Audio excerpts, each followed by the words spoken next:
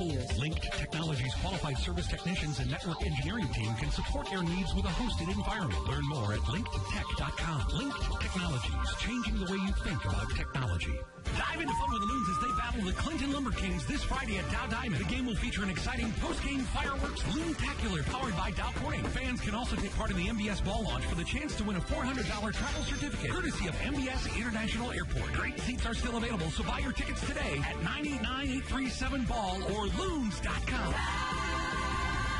Loons baseball time. 989-837-BALL or Loons.com. Dive in. It's Loons baseball time.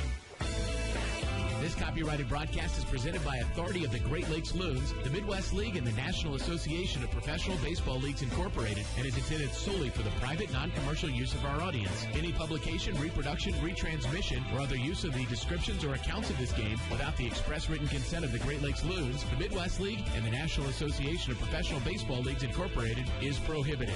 Today's game is produced by ESPN 100.9 FM with approval from the Great Lakes Loons. Broadcasting from high atop Dow Diamond. This is ESPN 100.9 FM. WLUN. Daytona, Bay City, Saginaw, Midland. Clinton and Great Lakes, start of a 3-game series, a 6-game homestand. Brad, Loons trying to hit the reset button and just get back to those good vibes they had last time they were here, right? Let's see what they can do with Zachary Bird. 2 weeks of rest under his belt. First pitch is low and away, and it is 1 ball and no strikes. 7:05 time at first pitch, right on time, with game time temperature at 67 degrees. Next pitch is a strike at the knees, 1-1. Cloudy skies, winds southwest at 7 miles per hour, blowing out to left, and a low overnight of 50. Bring your jacket if you haven't made it out to the ballpark yet. Forecast brought to you by TV5. Just missed inside to Aaron Barbosa. 2 balls and a strike. Barbosa, 290, no homers and 9 RBIs, left-handed batter, with a count of 2-1 against him. Barbosa waits the 2-1 low all the way to the backstop, 3 balls and a strike. You mentioned that Bird, first start in a couple of weeks, had been on the DL. The good news, nothing with the arm. Always worry about that when a starting pitcher goes on the disabled list. Is it anything with an arm? Any pitcher, actually. Right. But this was more of a lower body situation. Mid-body, if you will. Mid-body. This one misses away, ball 4, just missed the corner, and Barbosa is on 5 pitches to begin the ball game. And that is a daunting task for the Loons to try to stop Barbosa, because nobody has stopped him yet. He is 15 of 15 in stolen bases on the year. Here comes Lonnie Capella, the second baseman. Capella hitting .287, homerless with 11 RBIs. 46th game for the right-handed batter, slightly open stance. Barbosa leads at first. Bird sets, throws over. Close play. He's back safely. Defensively, the Loons with Santana in left, Holland in center, Curletta in right field. Trinquant with his first start at third base in quite some time. Since the promotion of Dylan Moyer, Augustine plays shortstop. Valentin at second, Rivas at first, and Spencer Navin wearing the tools of ignorance tonight. First pitch to Capella is low and away. 1 ball, no strikes. 6 pitches, 5 balls early on for Bird. Scott Steinman gives the signs in the third base coach's box. He is the first-year manager here in Clinton. They're wearing their gray uniforms, Clinton in green across the chest. Black caps, black bills. Bird to the set, steps off, and feints a throw. Loons in their white home uniforms, white tops, white pants. Loons in red script on the chest, red numbers on the front and the back, red caps, black bills. 1 ball, no strikes to Capella. The set by Bird, the pitch home. Fastball nicks the outside corner, a strike. And it's 1-1. Barbosa played his college baseball at Northeastern, left there as the all-time stolen base leader for that school. Was undrafted, though, out of Northeastern. Signed with the Mariners organization as a free agent about a year ago, July 23rd. Throw over, and he is back safely. 15 and 15 is just really tough to do. Really good in this league. There's some good catchers. I haven't seen a ton of the West Side and the Western Division, but there are some very good catchers in this league. 15 of 15 is definitely an accomplishment. Not going. The 1-1 cut on and missed. High cut fastball. It's 2-1. There are 1-2 rather. Balls and strikes tonight determined by Matt Bates out of Germantown, Tennessee. Crew number 3. Mark Lindsay is on the base paths, a native of New Carlisle, Indiana. Set by Bird, the 1-2, runner on the move, and it's fouled back off the net as Capella stays alive at 1 ball, 2 strikes. Clinton team that doesn't steal a whole lot of bases. 94 of them on the season. Compare that to 138 for the Loons, but they do have 2 guys who they really like to run with, Barbosa being one and Reinheimer, the shortstop, being the other. Those 2 guys have combined for 43 of their 94 steals, so almost half of their stolen bases come from those 2 guys. The rest of the lineup, not going to be too much of a threat to run. Runner goes again and again, a line drive to the right side and foul. And again, it's 1-2 to Capella. So last 2 pitches, Barbosa has been running, but both times those stolen base attempts have been thwarted by foul balls off the bat of Capella. I'd like to see a pitch out here, Brad. They've gone hit and run on each of the last 2 pitches. It appears that they want Barbosa to go. Maybe call for a pitch out here and try to nail him. You got a good count to do it in at 1-2. Bird sets again. 1-2 not going. Line drive up the middle. Base hit. Capello with the base hit on 1-2. Runner stops at second, first and second, with nobody outs here in the first inning. And for the Loons right now, this is starting to become a broken record. The Loons starters really struggling during this 4-game losing streak, and it coincides with a 4-game sweep at the hands of the Lake County Captains.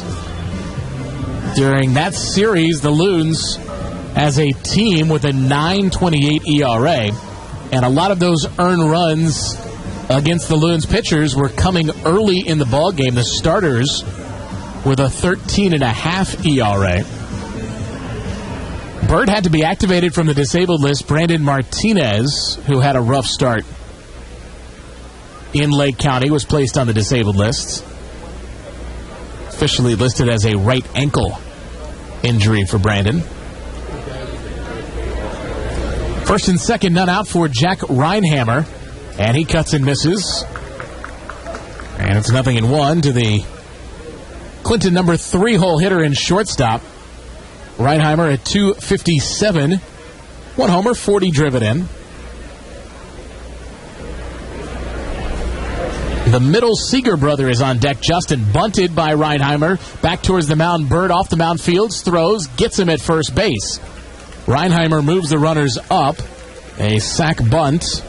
He was bunting for a hit, but he did get the runners over. 1-3 on the putout. Second and third with 1 away for Justin Seeger. .239 hitter, 71st game. 2 homers, 22 driven in. Your number 3 hitter is supposed to be your best all-around hitter. Reinheimer in that number 3 spot. Not often you ask a number 3 hitter to bunt, but Reinheimer is asked to do it and executes a good sacrifice there. Justin Seeger takes a breaking ball in, 1 ball, no strikes. He is the middle brother of the 3 professional baseball playing Seeger brothers. Kyle Seeger, the starting third baseman and all-star with the Seattle Mariners. He's the oldest brother. And we got a very, very good look last year at the youngest Seeger brother, Corey Seeger. Member of the Loons last year, and now a member of the Chattanooga Lookouts. The 1-0 to Justin Seeger is low, 2 balls, no strikes. Justin's in his first full season of professional baseball because he opted to go the college routes, whereas Corey went straight from high school right in the heart of racing country in Kannapolis, North Carolina. 2-0 to Justin Seeger is outside, 3-0. Their team is known as the Intimidators, is it not? Named after the Intimidator That's himself. Right. Number 3, Dale Earnhardt from Kannapolis, North Carolina. Justin Seeger went to UNC Charlotte for his college baseball. He gets the green light, 3-0, and he comes up empty, 3-1.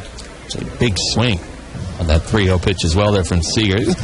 2 home runs for the young man. Well, I got his picture up on the video board, and you can definitely see the family resemblance. He looks an awful lot like Corey. Sent by Bird, the 3-1, misses away.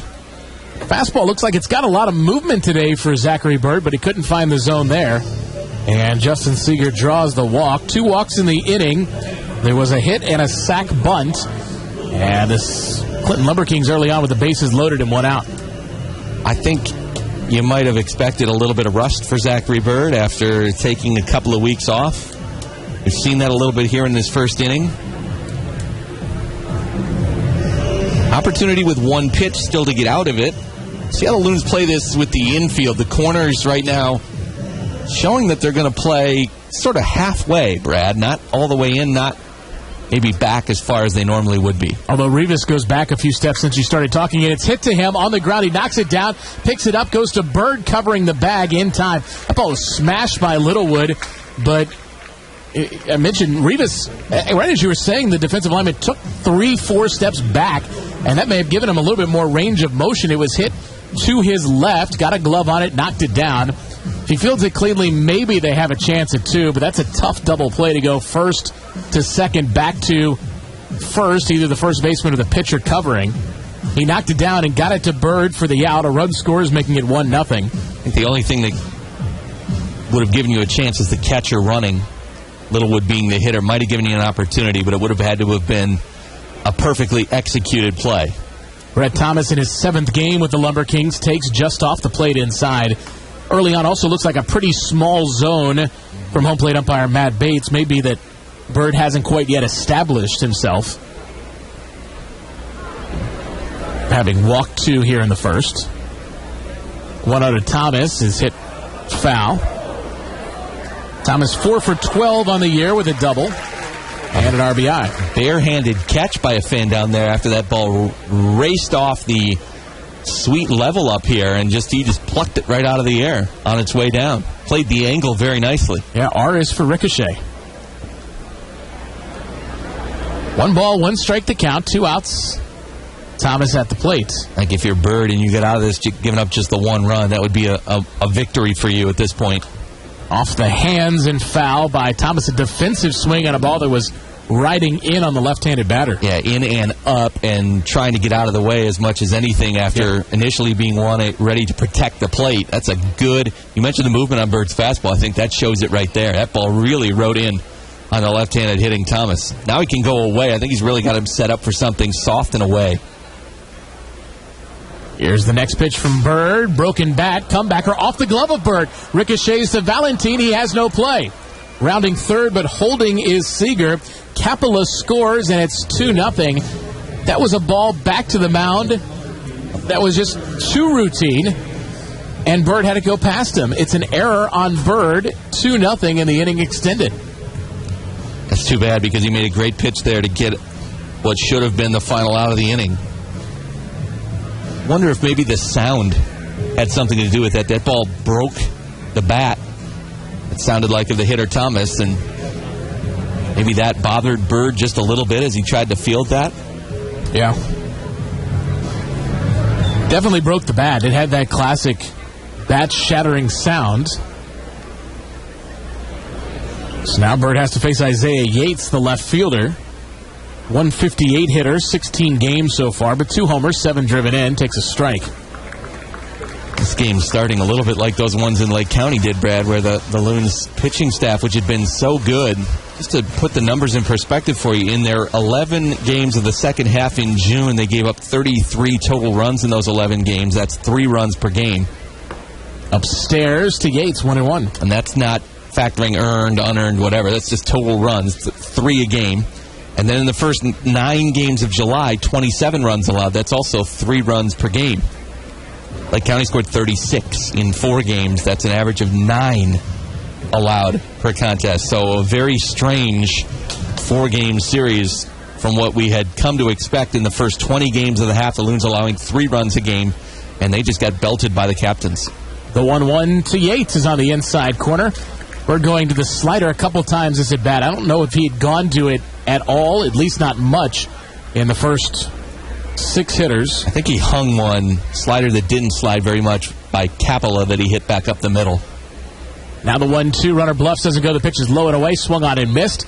Maven blocks it, applies the tag, and that ends the top half of the first inning. First strikeout for Zachary Bird. 2 runs, 1 earned, 1 unearned, on just 1 hit, 1 error, 2 left. Played a half an inning at Dow Diamond. Clinton 2, Loons coming up on ESPN 100.9 FM. As the executive director of Midland County Habitat for Humanity, Jennifer Parks has helped many people realize the dream of building a new home. By shifting our focus to helping homeowners renovate their existing properties, Habitat volunteers have assisted over 210 families in Saginaw, Bay, and Midland counties. The support we have received from the Dow Chemical Company has allowed us to broaden our impact. Habitat's annual Great Lakes Bay Neighborhood Revitalization Project is made possible through Dow's Company Gives grant program. Find out more at dow.com/Michigan. Since 1994, the Saginaw Chippewa Indian Tribe of Michigan has shared over $280 million in revenue back to the community through grant requests benefiting education, local government, and the infrastructure of our community. These dollars have contributed to significant improvements in area schools, local government needs, and road improvements. Together, we move forward to a brighter future for our members and the members of our communities. We are the Saginaw Chippewa Indian Tribe of Michigan, working together for our future. Buying a home is one of the biggest decisions you'll make. Finding the right house, weighing financial options, ranch or buy level, bath and a half or too full, a mountain of paperwork. It can be a little suffocating. Take a breath of fresh air with the real estate professionals at Air Reinhardt. Air Reinhardt, a team of more than 40 realtors, agents, and support staff working 7 days a week with one focus, helping you make the right decision. Buying or selling a home? Take a deep breath. Fresh air is just a call away. Air Reinhardt, 631-7000. 631-7000. The Loons, the Detroit Pistons, the NFL. If your team's playing, chances are it's playing on ESPN 100.9 FM. Lumber Kings leading the Loons 2-0 as the Loons come to bat for the first time here in the bottom half of the first inning. They will bat against Blake Holovach, a left-hander from Overland Park, Kansas, in the Kansas City suburbs. 27th round in 2012 by Seattle. No RBI. 23 years old, and the left-hander pumps it a strike to Jesmiel Valentin, and it's 0-1. Valentin leading things off for the Loons at 273. 5 homers, 36 driven in. That one misses, 1-1. Valentin 7 triples. Good enough for 4th in the Midwest League. Batting right-handed, the kick and the pitch from the lefty, ground ball to short. 3 hops for Reinhammer, and he throws across the diamond in time, and there's 1 down. Right, Holovach is making his 3rd start of the season with Clinton. He started as a reliever and didn't necessarily pitch a whole lot as a reliever with the Lumber Kings. Made 15 appearances out of the bullpen and threw just 33 1/3 innings. Seattle decided at the end of May they wanted to convert him to a starting pitcher, so they sent him down to extended spring training. Try to stretch him out a little bit. Alex Santana takes a look at a strike, 0-1. Went to Everett in their short season and pitched well out there, 0-1, but an ERA under 3 at 2.59 in 4 starts, 24 1/3 innings, so average 6 innings per start. Changeup misses away, it's 1-1. And you got to look at his win-loss record differently, I guess. He's 4-1 with Clinton as a reliever and has lost his first 2 starts, despite the fact that he didn't pitch poorly. Quality start turned in each time, but he lost both games. Hard hit ground ball to the right side and foul, 1-2. Yeah, it's tough to do to throw back-to-back quality starts and back-to-back losses. 5 earned runs in 13 innings with Clinton as a starter. Not too shabby in those first 2 starts. So this is his 3rd start since returning from the Aqua Sox. Alex Santana at 252. He takes high, did not go on appeal. 2 balls, 2 strikes. Alex now up to 3 homers, 29 driven in, and hitting the ball really well on a current 8-game hitting streak. The most interesting numbers of Holovach's pitching line. Santana cuts and misses and is down on strikes, quickly 2 gone. 0 wild pitches, 0 hit batters, 0 balks. So he has not struggled with command control. He has 21 walks, but this is not a guy who's going to be out of the zone and wild, so the Loons are going to have to be ready to swing the bat against him because he doesn't really junk it up there. He's also not hit anyone, like I mentioned, so... Line drive by Curletta down the right field line. Chasing is Thomas, and in fair territory, he makes the catch for out number 3. They say some guys fill up the line when they finish their start. Hollabach isn't one of those. He has a lot of zeros towards the back end on some of those secondary stats after a start. The Clinton Lumber Kings with a 2-0 lead. We go to the top of the second on ESPN 100.9 FM. Deeply rooted in the soil of Michigan, Farm Bureau Insurance has grown into one of Michigan's leading life insurance providers. We provide for families during some of life's best moments and help them recover when the unexpected happens. Farm Bureau Insurance is the best way to safeguard your family so you can enjoy what matters most. Contact your local Farm Bureau Insurance agent today. Farm Bureau Insurance. FarmBureauInsurance.com. You'll feel the partnership between Mid-Michigan Health and the University of Michigan Health System when you have more road trips. Are we there yet? More date nights. More cannonballs. More big games. Because now that Mid-Michigan Health and the University of Michigan Health System are working together, it means more shared knowledge in cardiovascular services, more research through clinical trials, and more medical specialists across the board, which means more early mornings, more celebrations, more nights by the fire, more bath time, more things you didn't see coming, more life and more health. Now with Mid-Michigan Health, you get more experience, more know-how, more innovation, more breakthroughs. We're Mid-Michigan Health, and we're more than we were before. ESPN 100.9 FM. 2-2 on the way. He's on the inside corner. Called strike 3, and the Loons win. Your home for Great Lakes Loons baseball. With Matt Park and our producer Parker Schwartz, Brad Golder back with you here at Dow. Diamond Clinton 2, Great Lakes 0. Loons baseball brought to you by the Dow Chemical Company. Together, the elements of science and the human element can solve anything. Dow Chemical. It's called strike at the knees, 0-1. Zachary Bird with his 28th pitch of the ball game already to Jeff Zimmerman. The 0-1, Zimmerman, a left-handed batter, cuts and misses. It's quickly 0-2. Zimmerman, 220 batting average, 64th game of the year. 4 homers and 22 driven in. Bird with the baseball in his bare hand. Now it meets the glove. Rocks back and deals the 0-2. Line drive well struck. Right field. Carletta gets turned around, and he watches this one hit above. No, they're going to say it's still in the ballpark. Zimmerman going to second, and he's in there safely. That ball, I thought, left the building. I did, too. I thought it went over the line in right field. And Scott Steinman is going to talk to the home plate umpire, and they're going to get together. I thought that ball left the building. I did, too. I thought it was clearly over the yellow line. There's a railing there that the ball can hit off of and come back. Yeah, it was right near where that handicap ramp is. And I thought it hit that concrete area over there and kind of came back. I think that should be a homer. And Scott Steinman's arguing with the base umpire, Mark Lindsay. Let's see if he talks to Matt Bates, the home plate umpire. Let's see if Mark Lindsay asks for help on this play, or if he's going to let the call stand. It's right now a double for Jeff Zimmerman, and that's an 0-2 pitch. Yeah, that's the rust, I think, that we've seen from Bird. I mean, 0-2, you just cannot put anything that meaty out there in the middle. I don't believe they're going to have any discussion about this. It's going to stay as a double, and I think... remember a few years ago, Anthony Hatch had a home run that went out of the ballpark and came back. I think this one was the exact same sort of deal. Zimmerman's going to get a double, but he probably deserved to come home. You know, I would have liked to have seen the umpires at least talk to each other, and they never had a conversation there. And it was a one-sided conversation with Scott Steinman and the base umpire, Mark Lindsay. I would have liked to have, just to see if the other umpire had a better view.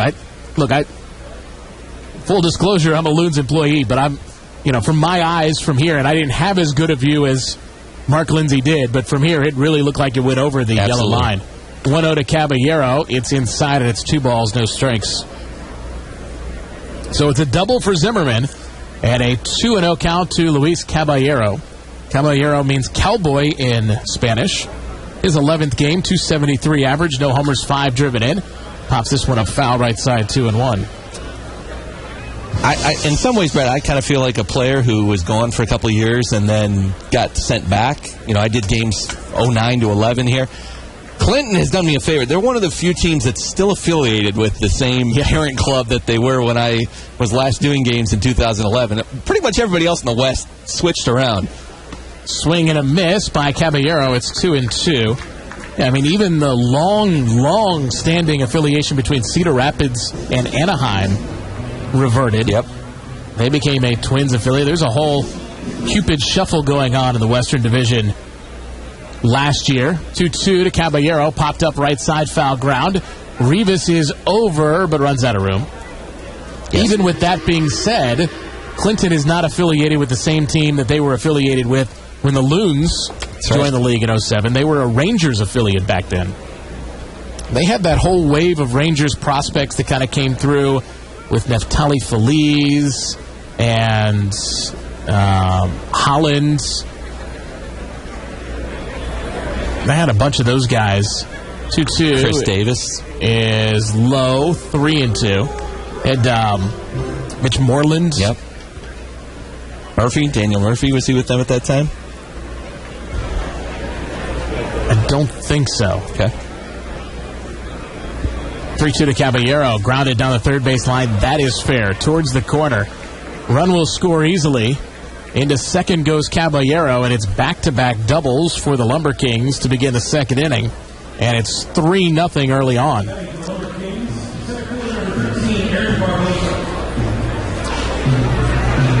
Beloit is now with the A's. Burlington is now with the Angels. Cedar Rapids now with the Twins. Kane County is now with the Cubs. Peoria is now with the Cardinals. Quad Cities is now with the Astros. So since the last season prior to this that you were calling games, only the Brewers in the West with Wisconsin and Seattle in the West with Clinton remain the same. They definitely did the brand new dance.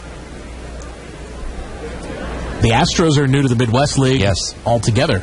Bunch shown. Barbosa pulls back.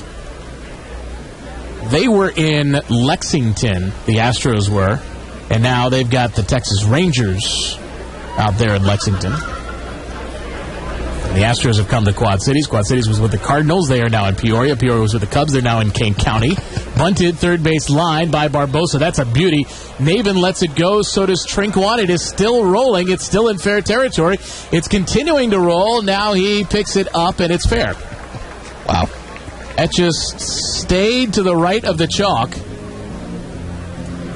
And it's a bunt base hit. You watch the umpires before the start of the game. They always take the ball and they throw it, and they try to get it to roll right and land right at the pitcher's mound. It probably happens maybe once every 15, 20 times that they actually get it to stop there. Yeah. That's exactly what Barbosa did. You could roll a ball down that line and not have it work out as perfectly as that bunt did from him. The umpires really do get a lot of amusement from doing that. Yes, they do. Yes, they do. Stop on the rubber. A little bocce ball type action there. Yeah. Here's Capola. Runner goes from first. Pitches a strike. Thrown out by Navin. Not in time. Runner does not go from third. And it's a stolen base. Surprise, surprise for Aaron Barbosa. 16th of the year. He has been caught 0 times. And the first pitch there to Capola, I don't think Bird was paying as much attention to Barbosa as maybe he should have. I think there's some frustration right now for Bird, giving up the back-to-back doubles, then that bunt base hit. And there's a high fly ball into center field. Holland breaks back, now comes into shallow center, makes the catch, tagging at third, Caballero, but he holds. And Holland gets the ball back into the infield over the cutoff man, Rivas, but Navin has it behind the plate. Capola flies to shallow center and does not get the job done. 1 out in the second, still 3-0 Clinton. That ball probably about 5 to 10 feet too shallow. I think if it's any deeper, they run on Holland, whose arm is not as strong as Santana or Curletta especially. But with nobody out, I think a good decision there by the manager, Steinman. You've got a good hitter in Reinheimer coming up. You still have a chance to score a run with an out. You don't want to make 2 outs on that play and put yourself in a spot where you can't score that run on this opportunity. Infield in, slider strike to Reinheimer, 0-1. 3-0 Lumber Kings. They have 4 hits now in the game after getting just 1 hit in that 2-run first inning. 2 hard hit balls and a beautifully placed bunt. 1's popped up foul behind the plate, and he works ahead of Reinheimer, 0-2. Whose offense finds itself in an unfortunately familiar position, Brad. They fell behind early in games in Lake County, and the offense had to try to come from behind. They got close in a lot of those games, but couldn't get over the hump today, already 3 down after just 1 turn at bat. Another game where they're going to have to pick up their pitchers. And it's a little deflating for an offense to know that they have to rally from behind yet again. At least try to. Time request at the plate. Puts a lot more pressure on the defense as well in this situation. You got the infield in. They know that the game is already a 3-run game. They don't want to fall any further behind, so... 0-2, little blooper, shallow right field. Curletta in, Rivas back, drops, but foul. And the count remains, no balls, 2 strikes to Reinheimer. That's fortunate. You could tell that ball was going to drop. It was a question of whether it was going to stay fair. A lot of the laws of physics do tell us that the ball will eventually drop. Drop without being caught, excuse me. So there's this, got the earth, and in the middle there's this giant magnet.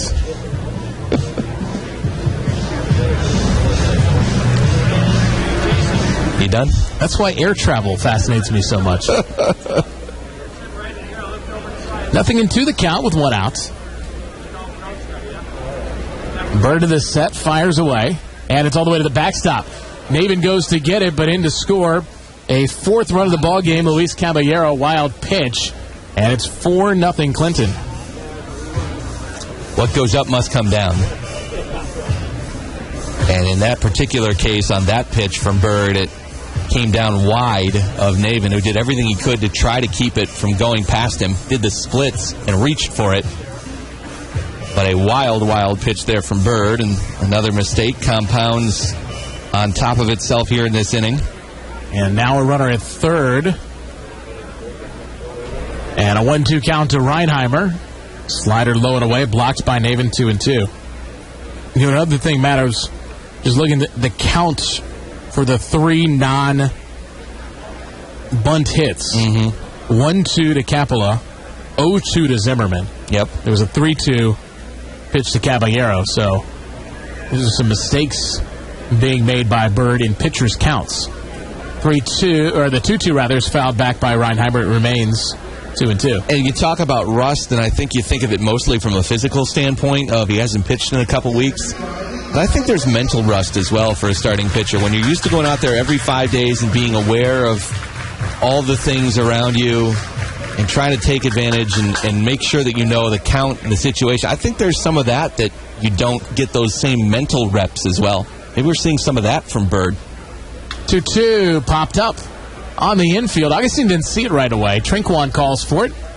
He makes the 2-handed grab, and they're 2 gone. Reinheimer retired, 2 away. It brings up the designated hitter, Justin Seeger. Loons Baseball on ESPN 100.9 FM, brought to you by Chemical Bank. Chemical Bank, the official bank of the Great Lakes Loons. Chemical Bank. You know what I think the other odd thing was about that series in Lake County is that every pitcher for the Loons got touched up, even the untouchable ones. I guess the only exception is Campbell, who still hasn't been scored upon yet. Strike in there, 0-1. But Campbell, I think, only pitched once. Right. Arujo gave up a game. Yeah. Pope had a really troublesome inning.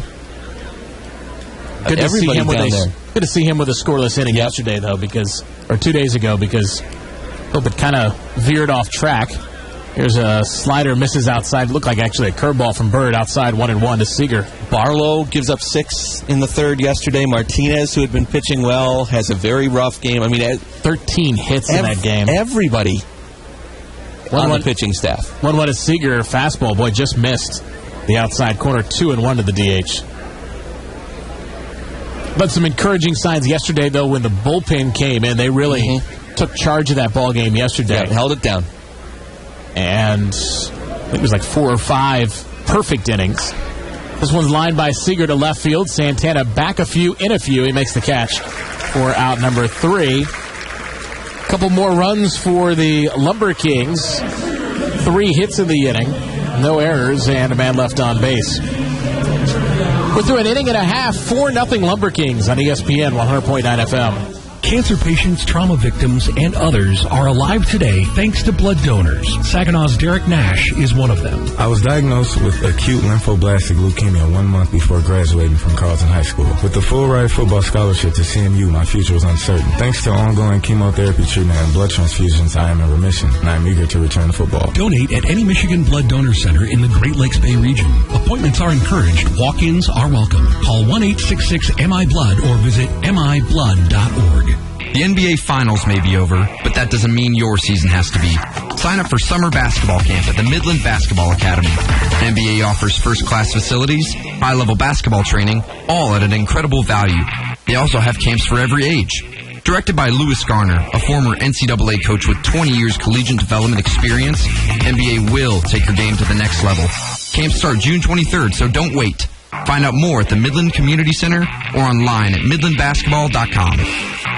There's still plenty of time to enjoy one of Michigan's best public courses. Golf Bucks run Labor Day weekend and enjoy discounted rates. Friday, August 29th through Monday, September 1st, Golf Bucks run before 3 p.m. for just $70. That's $25 off. After 3, just $55. Tee times are filling quickly. Reserve your space today at 989-773-6830 or online at bucksrun.com, selecting Book a Tee Time under the Golf Course tab. Bucks Run looks forward to seeing you on the course. ESPN 100.9 FM. That's driven. Deep right center field. This ball is gone. A home run. Your home for Great Lakes Loons baseball. Let's take a look at our Mid-Michigan Health Wellness Report. Mid-Michigan Health now affiliated with the University of Michigan Health System. More than ever, a lifetime of trusted care. Hail to the victors. These are the ones that are, unfortunately, not able to compete right now because of injuries. 4 guys on the DL right now for the Loons. James Campbell and Luis DePaula remain on the DL and no longer traveling with the Loons. They're down in Arizona at the rehab facilities. Greg Harris on the DL right now, a calf strain. Brandon Martinez battling a right ankle. That is your Mid-Michigan Health Wellness Reports. Webster Rivas begins the bottom half of the second inning for the Loons. And the first pitch from Holovach is in there for a strike to Rivas, batting in the cleanup spot. He takes a called strike, 0-1. Rivas up to 280, 11 doubles, couple triples, 3 home runs, 21 driven in, and he cuts and misses at a changeup. No balls, 2 strikes. Already bullpen action for the Loons. Luis Chirinos is tossing down there. He may work the third. Bird, first day off the disabled list, was not expected to go a complete start. This 0-2 is lined to the right foul. I think he was probably going to be at about 65 pitches for the max. And through 2 innings, he threw 51. But that's why you've got Chirinos up in the bullpen right now. And those were high-stress innings, too. Holovach delivers inside to Rivas, 1 ball, 2 strikes. Bill Hasselman had some nice pregame comments about what Rivas has been adding to the ball club, especially lately. This is 1-2 pitch, line right field. Over is Thomas, and he makes the catch, 1 away. Hit that ball hard, but just the old Adam ball right at the right fielder there. But with Rivas, too, but Bill Hasselman's a really good guy to evaluate Rivas because Bill Hasselman was a lifetime backup catcher. And the challenges of being a guy that, may play for stretches, but then also may be asked to sit for fairly long stretches, and kind of the challenges of doing that, especially at the minor league level. Brandon Trinquan bats lefty on lefty, and he takes a breaking ball outside. The promotion of Kyle Farmer, I think, has opened up a little bit more opportunity for Rivas to get some spot duty outside of being behind the plate, playing a little at first base, and with the way he swung the bat a couple of times as the DH. 1-0 pitch just misses, 2-0. But even without Farmer, still have Capion and Navin as catchers, so even without Farmer, he's still not getting a lot of time behind the plate. Right. He's catching some bullpens and trying to stay loose back there, but playing some first base and playing some DH. 2-0 pitch to Trinquan, and he takes that one on the inside edge. And when he first got here, Josmar Cordero was hitting the ball so well that you couldn't take him out of the lineup, so he was really first base DH almost all the time. Cordero's cooled off a little bit. Rivas playing a little better, so I think maybe a couple more chances for him to get in the ballgame. Trinquan grounds that one to short. Backhanded play by Reinheimer. Throws off balance and not in time. Good play by Reinheimer to get to that ball in the hole between short and third, but Trinquan legs it out for the first hit of the ball game for Great Lakes. You know, it has become synonymous with Derek Jeter. That is the Jeter play. You field that ball, you leap, and you throw. He didn't have quite the arm strength to get that ball. Boy, how about the play Jeter made in the top of the first last night? The diving stop, almost getting Andrew McCutchen. That was almost vintage Jeter. Maybe he felt a couple years younger at that All-Star game last night, because that's not a play a 40-year-old man often makes. Here's Osmar Cordero, and the first pitch to him is a strike on the outside corner. Brandon Trinquan did not read that move because he was running back to the base as the pitch was delivered home. Yeah. You talk about a good jump, that's the opposite right there. Trinquan does have 10 steals. He's been caught just twice. But down 4-0, I'm not so sure he's going to be going. This one's way outside, 1 ball, 1 strike. I say that, though, Bill Hasselman does like to stay aggressive even when his teams are down early. 1-1 to Cordero, 265 hitter. 7 big flies, 26 driven in. And a throw over to first, and Trinquan dives back safely to the bag. Got the youth baseball camps going on today and tomorrow. Tomorrow is base running sliding day. It's one of my favorite days. Line drive by Cordero, well struck, but going back on the ball is Thomas, and he makes the catch for out number 2. They get the slip and slide out. They get the tarp out, spray it down with water, and they teach kids to slide and the proper techniques for sliding by doing it on a slip and slide. So it's kind of it's instructional, but it's also fun. You're just a big kid at heart, Brad. You're going to be out there tomorrow, too, aren't you? I showed the little kids how to do it last time. Did you go might do belly it flop? Again. Absolutely. Pete Rose style. Not supposed to teach them how to slide head first yet. 2 away, here's Malcolm Holland, and the pitch outside. I'm going to amend that statement and say that you should teach kids how to head first slide properly.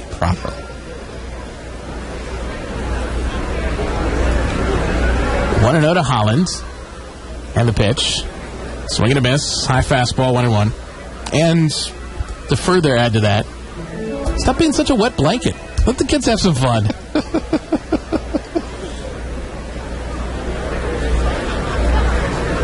Head first sliding is fun. 1-1, the count to Holland, and a toss over to first. Trinquan is back to the bag. You'll forgive me if I'm a little skittish about some activities involving youth lately. Yeah. You've learned that roller skating can be a dangerous endeavor. Got that right. Holland 188. No homers, 19 driven in. Trinquan's, he bluffs, doesn't go, and the pitch is fouled back behind the plate, 1-2. I think he actually had that one read right, that if he had taken off, he probably had a very good chance to get the stolen base. But did not risk it. So tough, these series against the Western teams, 3 games. You've never seen these guys. I don't know what the scouting, the video is like, prep work for this. Here's the pitch, and a fly ball into right center field. Shallow, in comes Barbosa, and he makes a 2-handed grab for out number 3. No runs, 1 hit, no errors, and 1 runner left on base. We're through 2 innings, 4-0 Lumber Kings on ESPN 100.9 FM. Loons baseball time. Join the Loons July 30th for Bark in the Park night. Who let the dogs out? Buy a lawn seat and bring your pooch to the ballpark for a doggone good time. The game will feature performances by the K9 Frisbee crew, and you can take part in the pregame Best in Show judged by Loons players for a chance to win a $250 prize basket. Great seats are still available, so get your tickets today at loons.com or call 989-837-BALL. Sit, stay, good boy. Dive in. It's Loons baseball time. Maple Hill Nursery can turn your patio into your outdoor family room. Right now, the outdoor living department at Maple Hill has all patio furniture in stock at 25% off. See Maple Hill for a full line of Weber gas and charcoal grills and Fornetto wood-fired ovens for outdoor cooking. Summer planting is in full swing. Spruce up your yard and save 20% on Maple Hill's large inventory of potted shade and flowering trees. Maple Hill Nursery, Eastman Road, 2 miles north of Midland Mall. The Mid-Michigan Children's Museum is a great place for kids to grow and play. This summer, join them for family play and summer day camp. The Mid-Michigan Children's Museum is also a terrific place for birthday parties and family reunions. Check out the museum's new exhibits like Amazing Airways and the Solar Spot Pavilion. The Mid-Michigan Children's Museum is located on Genesee Avenue in downtown Saginaw. Learn more about the Mid-Michigan Children's Museum at midmicm.org. ESPN 100.9 FM. High drive, deep right field. That ball is long. It is back. It is gone. Your home for Great Lakes Loons baseball. Well, for Zachary Bird, a short outing in his return from the disabled list. As Brad said, the pitch count a little high, and after just 2 innings of work, Bird is done for the evening. So the Loons will go to the bullpen. J.E. Johnson pitching change, and Luis Chirinos is on. Chirinos 5-4 with an ERA of 4.80. He has been kind of the long guy. 19 appearances, 7 starts, 54 and a third innings. He has been hittable. 70 hits allowed. It's a .311 batting average against. 37 runs, 29 of them earned. He has walked 23, struck out 43. Couple of issues, 6 home runs allowed in just 54 innings and 6 wild pitches as well. He's also balked a couple of times. The whip is high, 1.71. Chirinos, the job here, eat some innings. Try to keep this game near where it is, a 4-0 lead right now for Clinton. Chirinos goes to work in the top of the third. Marcus Littlewood will lead off. And the first pitch to him is low, and it's 1 ball and no strikes. Bird's final line, 2 innings, 4 hits, 4 runs, 3 of them earned, 2 walks, 1 strikeout, and a wild pitch. Sorry about that. No, you're fine. The 1-0 is low. 2 balls, no strikes to the left-handed, or the switch-hitting catcher batting from the left side. He's got an RBI today and a ground ball to first. Clinton leading it 4-0 here in the top half of the third, and a short outing for the Loon starter.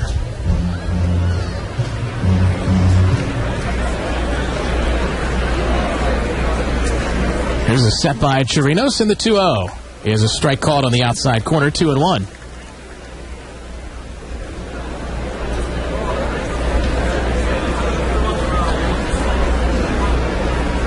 Chirinos works from the stretch even with nobody on. Right-hander sets and fires, and that ball is lined well to right. Curletta back and makes the catch. Shy of the warning track for out number 1. It'll bring up Brett Thomas. Chirinos has excelled since moving into this relief role. Had an ERA over 7 as a starter. A 1.59 relief ERA. That's over his last 12 appearances. 4 earned runs and 22 2/3 in this role.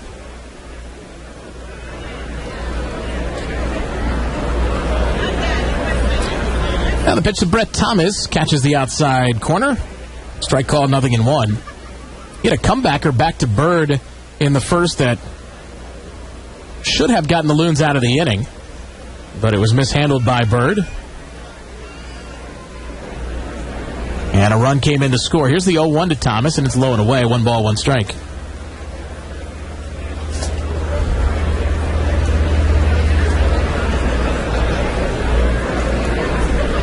Clinton 4, Loons nothing. Top half of the third.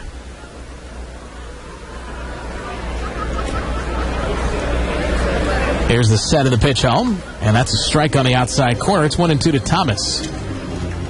Gave Clinton's numbers, their overall record right at the start of the game there, Brad. 8-16 in the second half, 38-54 overall. That really doesn't tell the whole story because this team, for a while, was right in the thick of the race in the East and kind of fell apart, or the West, rather. 29-27. after back-to-back wins on the first 2 days of June in Beloit. So 1-2 to Thomas, and a swing and a miss. Good breaking ball from Chirinos, who gives himself a little fist pump after his first strikeout. And they are 9-27 in their last 36 games since then.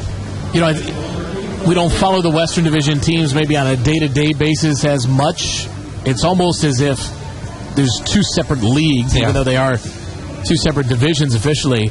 But I know they have battled a lot of injuries. Yes, especially in the outfield. And I think that's set them back some. Here's Isaiah Yates, takes inside, tips off the glove of the catcher, 1-0. Yates struck out back in the first inning. For every strikeout Loons pitchers record this year, Deloitte donates $5 to Mid-Michigan Youth Charities in Deloitte's Case for Kids program, plus $5 for every Clayton Kershaw strikeouts. 1-0. That one's low. 2 balls, no strikes. It's a Clinton team that has had the injuries. They've also had the pitching start to struggle from where it was in the first part of the year. Their ERA in June was .458, which was much higher than it had been in the first 2 months of the year. And they're not a team that has come from behind very well this year, Brad, no matter when they fall behind. 2-0 to Yates. Cut on and missed. High fastball, 2-1. When their opponent scores first, they are only 9-29 in those games. So if they get behind early, you can almost put it in your left column. When they get ahead, they're at least a 500 team. 2-1 to Yates.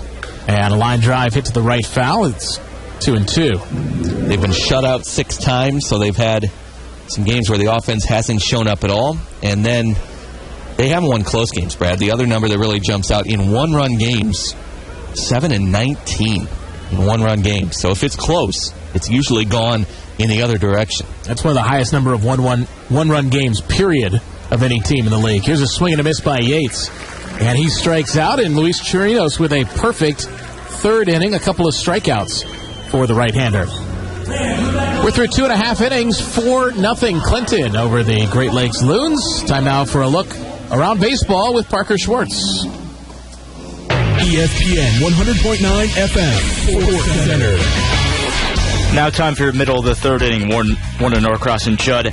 Scoreboard last night, the All-Star game was played at Target Field in Minneapolis, Minnesota. Starter Adam Wainwright was dominated early. Derek Jeter led off with a double. Mike Trout had a triple that scored Jeter, and then Miguel Cabrera answered with a 2-run homer to make it 3-0. The American League, they would never relinquish the lead in the game. Another RBI tallied by Mike Trout, and one from Jose Altuve. The final score 5-3. The American League wins in Minnesota. No games in action today in baseball. Tigers play next on July 18th at Comerica against the Cleveland Indians. Anibal Sanchez duels Trevor Bauer. The Dodgers also play next on the 18th in St. Louis against the Cardinals at Busch Stadium. In the Midwest League right now, all interdivision games on the docket. In the top of the fourth inning, South Bend tied 0-0 with Burlington. You have to remember that Andrew Velazquez has reached base in 73 consecutive games. That streak on the line again tonight. Lansing gets a 2-0 lead on Kane County. RBI triple for Derek Lovelace. And Lake County, Cedar Rapids just underway later. Bowling Green, Wisconsin, Dayton at Beloit, and Fort Wayne at Quad Cities. Other sports news, free agent Lance Steverson, formerly of the Pacers, signs a 3-year deal with the Charlotte Hornets. That was a look at your scoreboard brought to you by Warner Norcross and Judd. Now back to the game.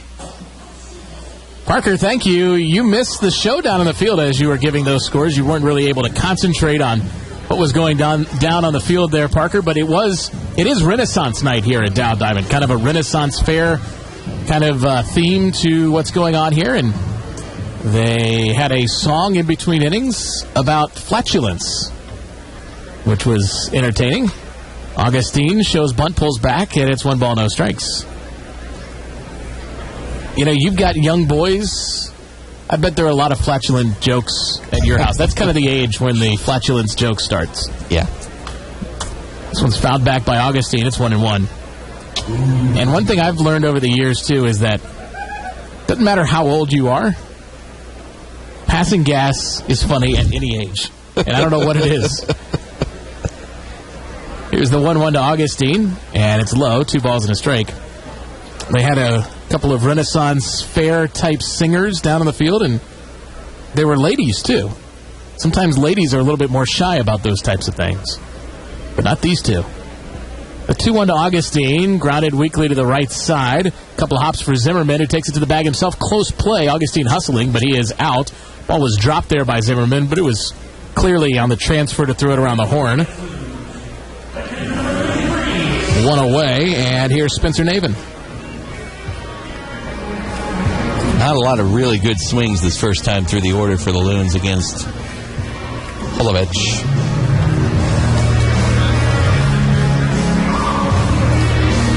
They've been hitting .252, no homers and 8 driven in.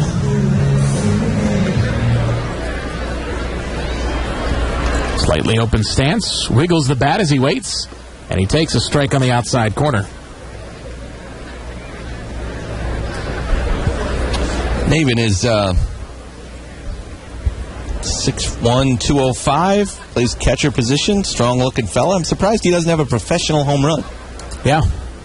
This one's inside 1-1. He didn't play much last year at all. The 1-1, and it's line foul behind the plate, 1-2. But he has not hit one. He's really kind of been more of a line drive guy, not really showing a whole lot of power even in batting practice. He's got kind of that short stroke. His hands are held in close as he takes one on the inside corner. A fastball catches him looking, 2 away. Back to the top of the order in Jessmiel Valentin.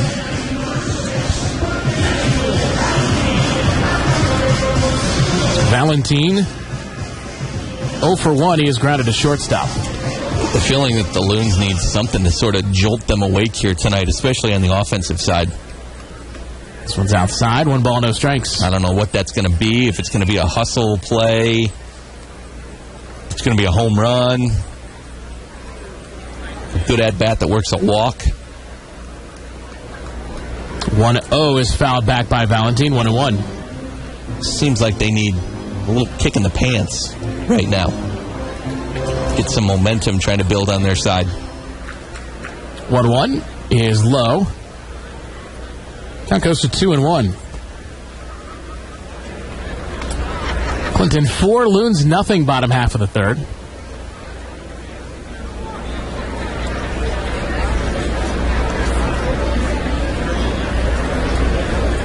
Here's the line, the 2-1.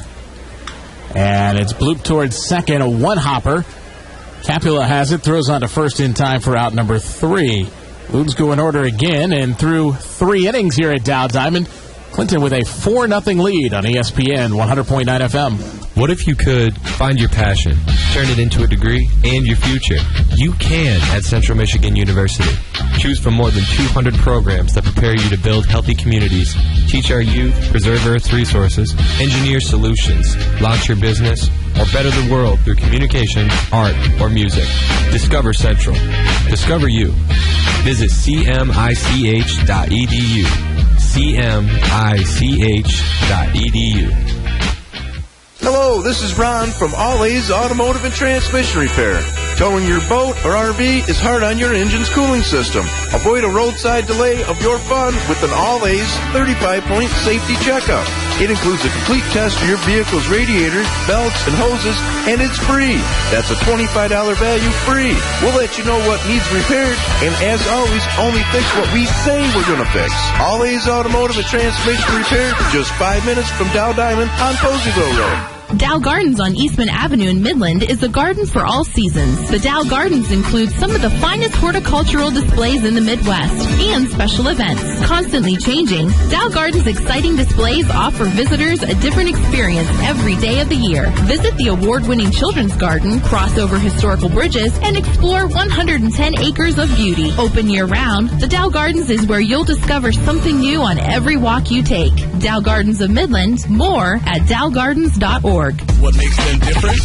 Makes them great. Mike and Mike in the morning.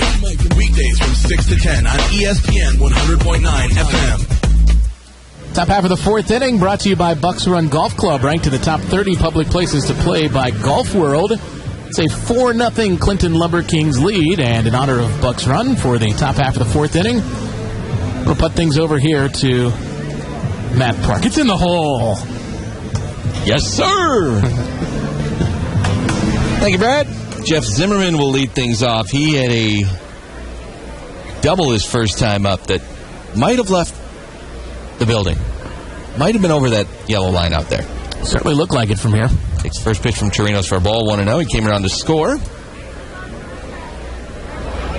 Would have been his 5th home run of the year. He's batting .220 with 4 long balls and 22 driven in. On the 1-0 from Chirinos. Off-speed pitch, and Zimmerman way out in front, 1-1. There is absolutely nothing going on in the sports world tonight. Major League Baseball and its All-Star break. This is probably the slowest day of the year for a sports fan. A fastball just missed low and away, 2-1. If you were really paying attention, the Tour de France, I'm sure, ran something today. They had some kind of a stage. I have no idea. But I assume they rode their bikes for 100-plus miles. Yeah, that's what they do. Maybe climbed up a couple of mountain peaks. There's the 2-1 low and away. 3-1 now to Zimmerman. There's probably a lot of spandex involved. Probably.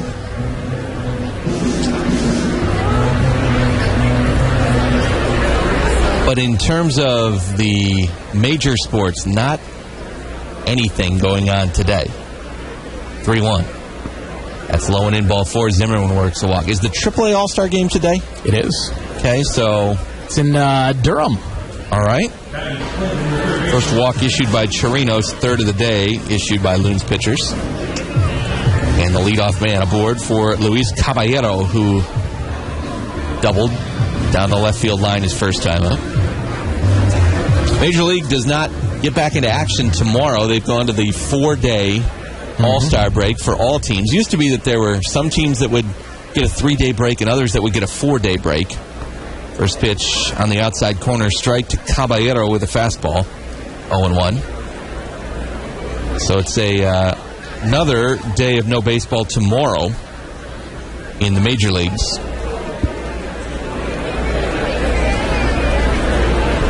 The 0-1. Third ball misses low and in, 1-1. The World Cup's over. Yeah, the International League in the AAA game. Yes. Leading 4-0 top of the 4th. Okay. 2-run single. Well, this blast from the past. Former longtime big league infielder Wilson Betamete. Wow. Yeah. 2-run single. How about that? He's with Tampa playing for the Bulls. 1-1. Swung out and missed. So in front of the home fans, he's got the 2-run delivery. Caballero swings and misses at a good slider from Chirinos, 1-2. 4 runs, 4 hits, no errors for Clinton. No runs, a hit and an error for the Loons. They have not really threatened Mr. Holovach yet in this ballgame. Zimmerman with a short lead off first, being held at the bag by Rivas. There's another slider, and that one is called low, 2-2. I'll at least have something to keep an eye on tomorrow as the Open Championship begins over across the pond at Royal Liverpool, also known as Hoylake. 2-2 pitch. On the ground left side, fielded third by Trinquan to second for 1. Relay in time. Around the horn, 5-4-3. Every time the Loons turn 2 this season, Farm Bureau Insurance donates $25 to Special Olympics Michigan. That double play brings the season total donated to $1,950. Farm Bureau Insurance, Michigan's insurance company. It was easy. Chirinos gets the double play. Base is empty, 2 outs. And the lineup turns over to the top and Aaron Barbosa.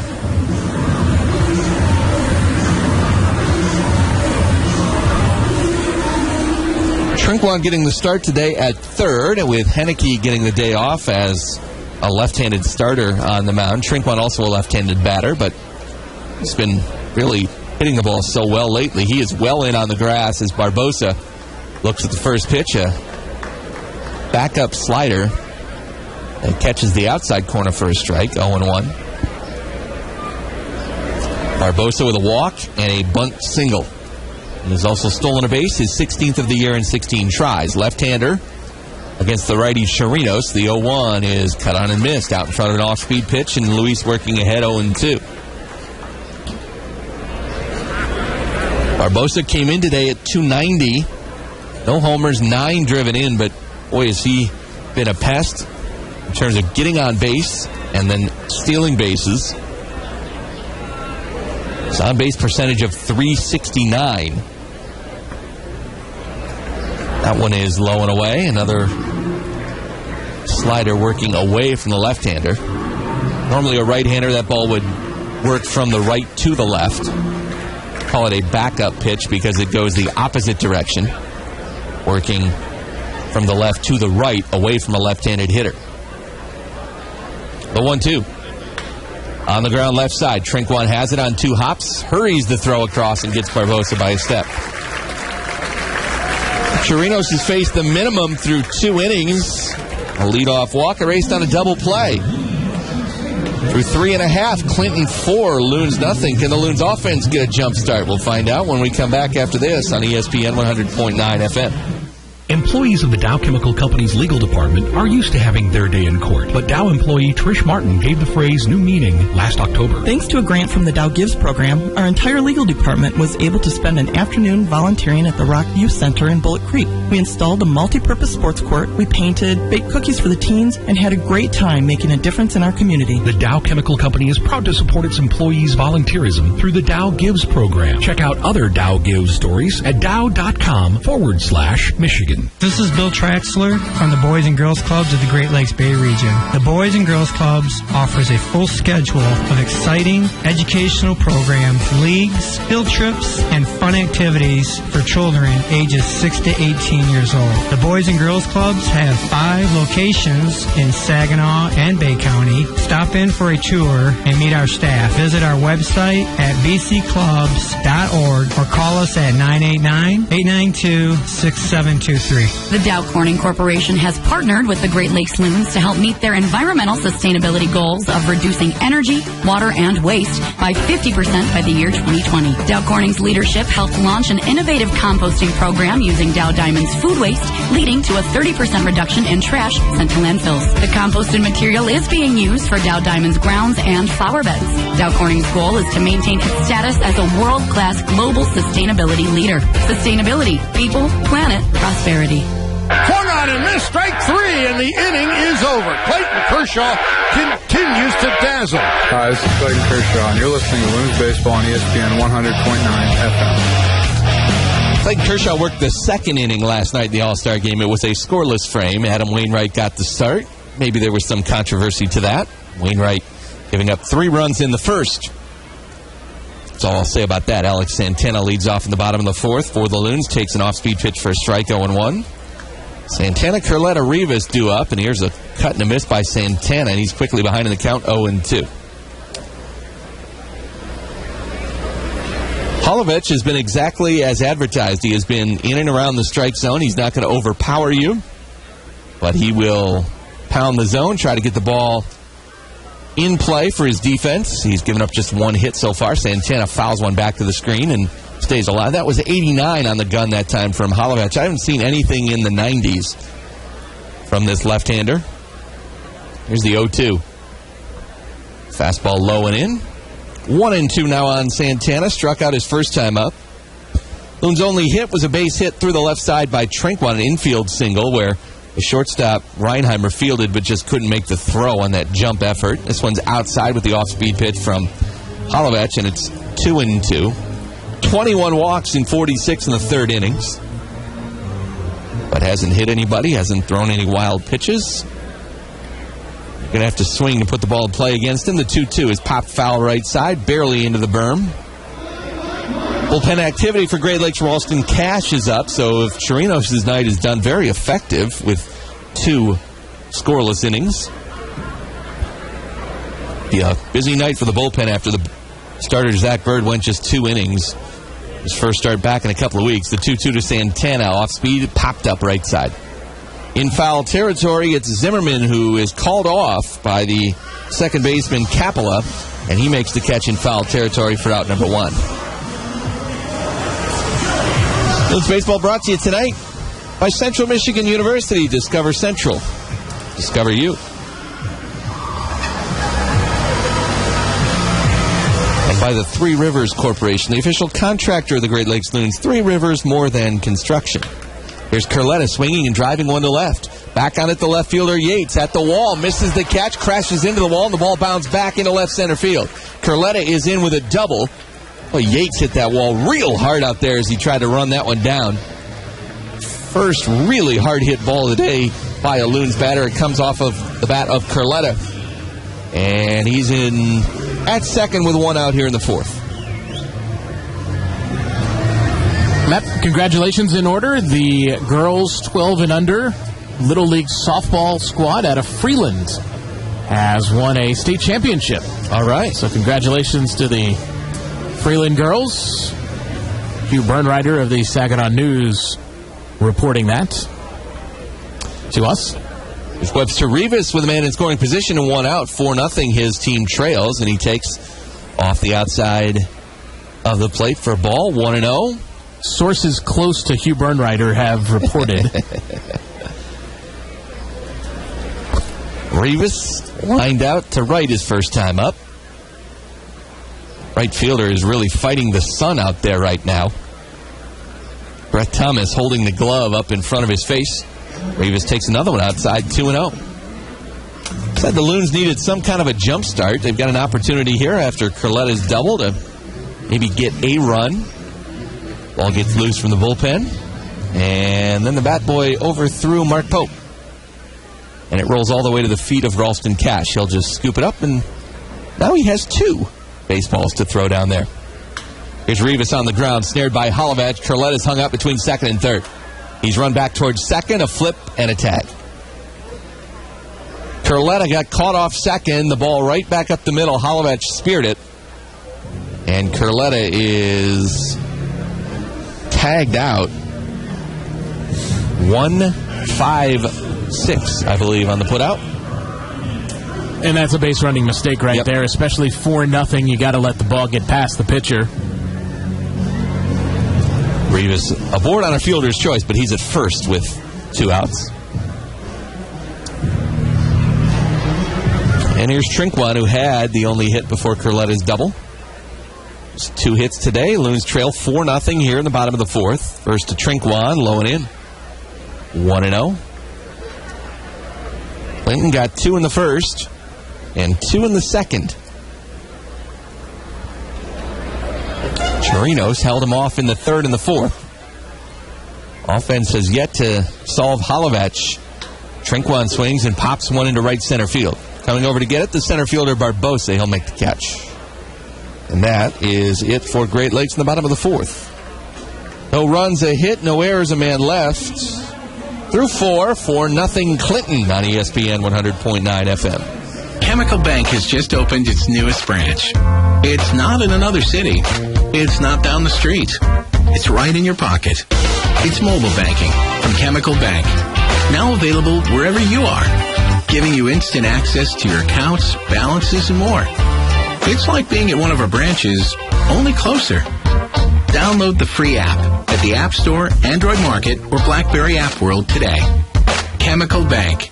Mobile banking made in Michigan. Break out the bathing suits and arm floaties this Sunday at Dow Diamond for Super Splash Day. Presented by the Midland Community Center. There will be a splash park for the kids on the concourse throughout the game. And following the game, kids can run the bases courtesy of Farm Bureau Insurance. Best of all, tickets start at just $6.50. Great seats are still available, so buy your tickets today at 989-837-BALL or Loons.com.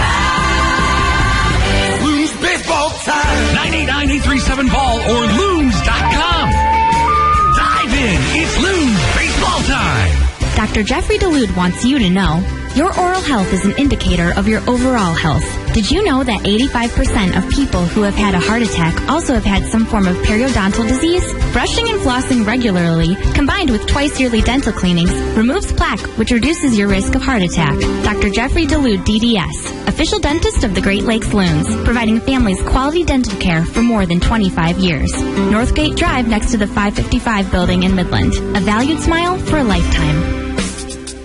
Hi, this is 10-time Major League All-Star Steve Garvey, and you're listening to Great Lakes Loons Baseball on ESPN 100.9 FM. We're back at Dow Diamond, top half of the fifth inning. Ralston Cash checks in. Pitching change. Brought to you by J.E. Johnson.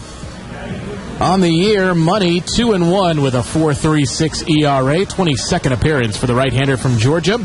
More than a strikeout an inning, 36 over 33. 29 hits allowed, 15 walks. Put together a pretty nice season out of the bullpen. Only a 236 opponent's batting average. Luis Chirinos, 2 scoreless innings. Didn't give up a hit, walked 1. A couple of strikeouts. Capella, the batter, leading off against Cash, takes a fastball outside corner strike, 0-1. Looked like he thought that might have been a tick outside. Turned around at plate umpire. Capella, Reinheimer, and Seager scheduled to bat here in the top of the fifth. 4-0 Clinton. Alongside Brad Golder and with Parker Schwartz. I'm Matt Parks. So glad to have you with us on this Wednesday as we start a 6-game homestand against the West. Here's a ground ball to second. To his right, Valentin has it, makes the throw. Rivas holds the bag with a stretch and snares it. And that is the first out of the fifth. Top of the fifth trivia. This trivia question. At the All-Star break, who are the only 2 Major League Baseball hitters currently with 60 or more walks? 27-15. Ball bounces into Reinheimer. First pitch there, 1-0. Reinheimer today is 0 for 1, a sacrifice in the first, and he popped out last time up. That trivia question today is brought to you by Dr. Jeffrey Delude, DDS official dentist of the Great Lakes Loons. Both players who have 60-plus walks right now in Major League Baseball have excellent teeth, so it's a good tie-in there. There's the 1-0. Broken bat blooper, drops into right field for a base hit. Reinheimer didn't hit it hard, but it found a spot. Gravity brought it down to the green, and he is in there with a 1-out base hit. You're learning. Well done. Hey, you know, you don't have to teach me twice. Justin Seager, now the batter, 0 for 1 today. A walk his first time up, and he flew out to left to end the second inning. His last time. 239, a couple of homers, 22 driven in. Designated hitter today for Seager. 12th round draft pick last year by the Mariners. Here's a throw over from Cash, and diving back in is Reinheimer. He is a threat to run. 28 steals and 34 tries. Both those lead the squad. Takes his lead off first. Cordero holding on the base. Rivas holding on the base. Rest of the infield plays normal depth. There he goes. Throw is fastball up. Throw is on the money and out. Reinheimer. That was a beautiful throw from Navin. And Valentin right there to put the tag down, and they get a very speedy runner for the second out of the inning. Yeah, I really like the job by Valentin to apply that tag on the short hop. So the base is now empty. Seager with a 1-0 count. That was a fastball that was high.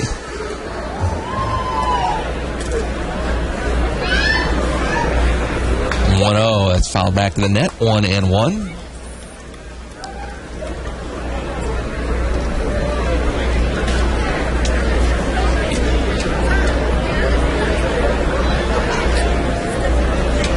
How about Yoenis Cespedes, the 2-time defending home run champion now?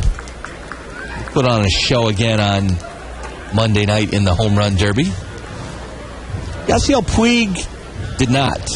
No. It was a rough all-star weekend for Mr. Puig, who did not make the team last year, mostly because he hadn't played long enough. Here's a 1-2 swung and a miss by Seager. He came up around 1st of June, tore things up. Didn't make the squad last year. This year he did, but no homers in the home run derby, and 0 for 3 with 3 strikeouts in the all-star game yesterday for the Dodgers right fielder. Halfway home here at Dow Diamond, Loons offense has got to get to work.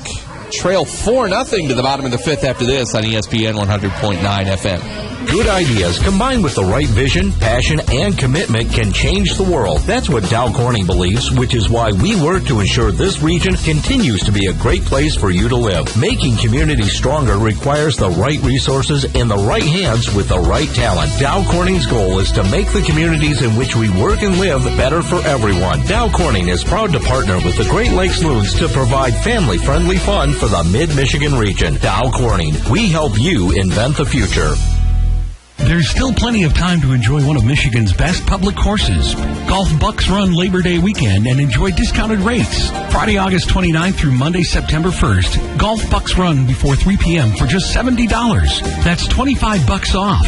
After 3, just $55. Tee times are filling quickly. Reserve your space today at 989-773-6830 or online at bucksrun.com selecting Book a Tee Time under the Golf Course tab. Bucks Run looks forward to seeing you on the course.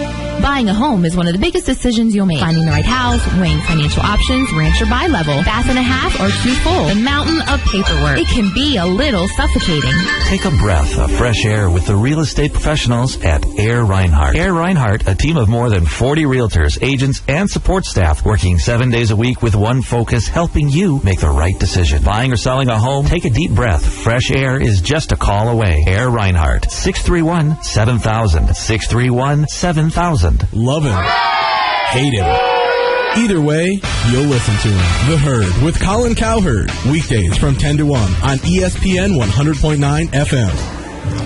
Bottom of the fifth inning, and the Loons trail 4-0. They will send up 6, 7, 8 in the order. Cordero, Holland, and Augustine. With a little speed in Holland and Augustine. Maybe they can get something started here as they are currently being shut out by Blake Holovech. All right. Top of the fifth trivia was as follows. 2 players in the big leagues who have 60 or more walks at the All-Star break. Who are they? Did you have any guess? I know you were thinking about it there. They're both in the American League, if that helps. Cuts out half the field. Jose Bautista usually is a guy who walks a fair amount. He is second currently in baseball. 62 walks at the break. And no idea who else it would be. 63. Cleveland Indians, Carlos Santana. Mr. Santana. It's been a walk machine since he has been brought up to the big leagues by Cleveland. And a terrific pregame guest. Yes. So smart. Cordero to lead things off. Takes the first pitch from Holovech right down the middle for a strike at 82 miles an hour, 0-1. Cordero flew out to right his first time up. Thomas battling the sun out there in right field. Shields his eyes as Holovech delivers the 0-1, and it bounces in. Cordero now 1-1. Hosmar 265, 7 dingers and 26 RBIs. Second on the team in home runs to Paul Henneke, who has hit 11. Catcher sets up away. The 1-1 is there and swung on and missed by Cordero. Count now 1-2. Loons Baseball brought to you by All A's Automotive, just 5 minutes from Dow Diamond on Poseyville Road. 1-2 to Cordero high. 2-2. Holovech has not walked anybody today. He's given up 2 hits. He has struck out just 2. The 2-2 to Cordero. Popped up, foul right side, and out of play. What do you think of Holovech here, Brad? Obviously not overpowering. You always use the word crafty when you talk about a left-hander who can't throw hard, but gosh, that's an apt description of this guy. That's exactly what he's doing. 2-2 is in the dirt, 3-2. You know, I'm a little surprised he doesn't have more velocity because you look at it, he's 6'5", 200. He's a strong, sturdy left-hander, but he just does not have a whole lot of velocity, but hard to complain with the results. 3-2 is a backdoor breaking ball in the inside corner for a strike. Cordero not appreciative of the call, but I think it was a good one. That was a good pitch from Holovech, and that's the first out here in the fifth. And when you're a pitcher like Holovech and you don't have the overpowering stuff, we've seen him, he's gone away mostly. But you can come in every now and then, and when you don't come in very often, when you do, it makes it that much more effective. Malcolm Holland takes one on the outside corner for a strike. Fastball at 88. That element of surprise that'll kind of get you. And it makes your fastball look faster if you're throwing change-ups and stuff away. Holland loops one over the leaping first baseman who was in near the grass and into right field for a base hit. So some speed aboard now as Holland with a base knock. If the first baseman Zimmerman is playing back against anybody else, playing in a bit, looking for a potential bunt from Holland, if he's playing back, he probably just reaches up and snares that ball, and it's no problem. But playing in, Holland got just enough of it to get it over his head. And now here's Faustino Augustine, who grounded to first his first time up. Holland takes his lead off first. Pitch to the plate to Augustine is up and away. Ball 1-1-0. Augustine 2 for 9 now. Joined the Loons last week after Dylan Moyer went up to Rancho. And good to see that Moyer is going to be getting some more playing time at shortstop now that Corey Seager has been promoted after his appearance in the Futures game. Here's a throw over. Holland was already on his way back. Seager up at Chattanooga. I don't know. It's about a month too late, in my opinion, but at least he's there now. He's certainly earned it. Oh, yeah. There's the 1-0. Holland goes, pitches up and away, the throw down, meet. Holland caught stealing for the 8th time this year, and that takes a base runner off of the pillow. 2-6 on the caught stealing, correct? Mm-hmm. Shortstop came to take that one, so 2 down, bases empty, and Augustine in a 2-0 count.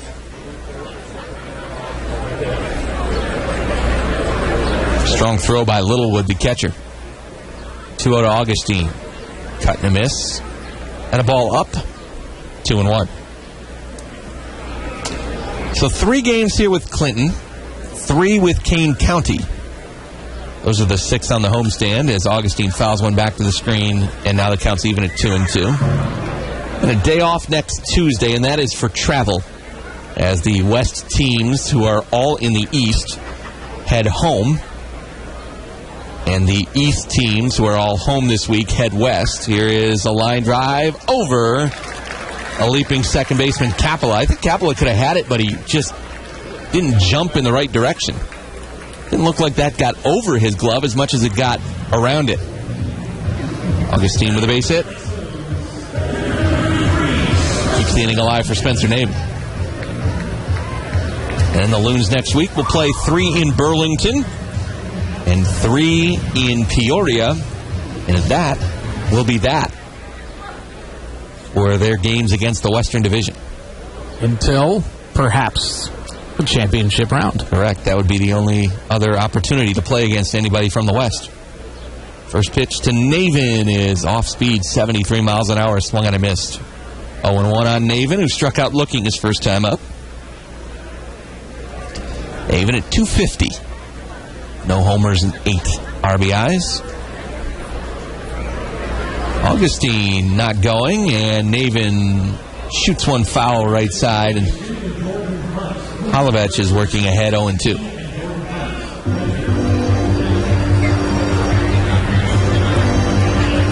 You, my friend, will be away from the team next week, and I will be the one who is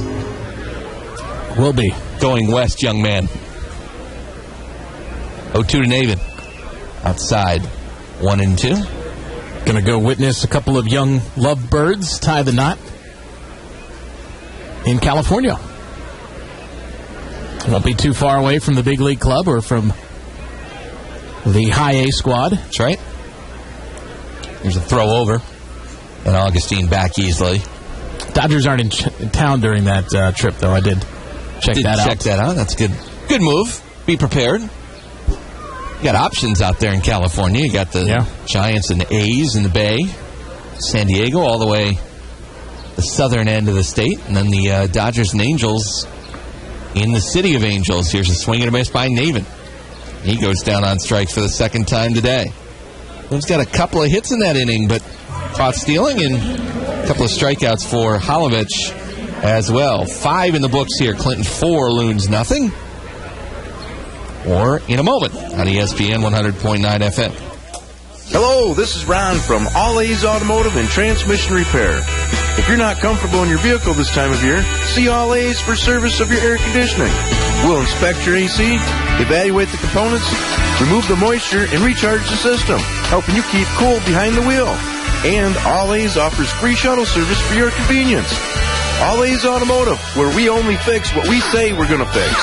All A's Automotive and Transmission Repair, just 5 minutes from Dow Diamond on Poseyville Road. Cancer patients, trauma victims, and others are alive today thanks to blood donors. Saginaw's Derek Nash is one of them. I was diagnosed with acute lymphoblastic leukemia 1 month before graduating from Carleton High School. With the full ride football scholarship to CMU, my future was uncertain. Thanks to ongoing chemotherapy treatment and blood transfusions, I am in remission, and I am eager to return to football. Donate at any Michigan Blood Donor Center in the Great Lakes Bay region. Appointments are encouraged. Walk-ins are welcome. Call 1-866-MI-BLOOD or visit miblood.org. The NBA Finals may be over, but that doesn't mean your season has to be. Sign up for summer basketball camp at the Midland Basketball Academy. NBA offers first-class facilities, high-level basketball training, all at an incredible value. They also have camps for every age. Directed by Lewis Garner, a former NCAA coach with 20 years collegiate development experience, NBA will take your game to the next level. Camps start June 23rd, so don't wait. Find out more at the Midland Community Center or online at midlandbasketball.com.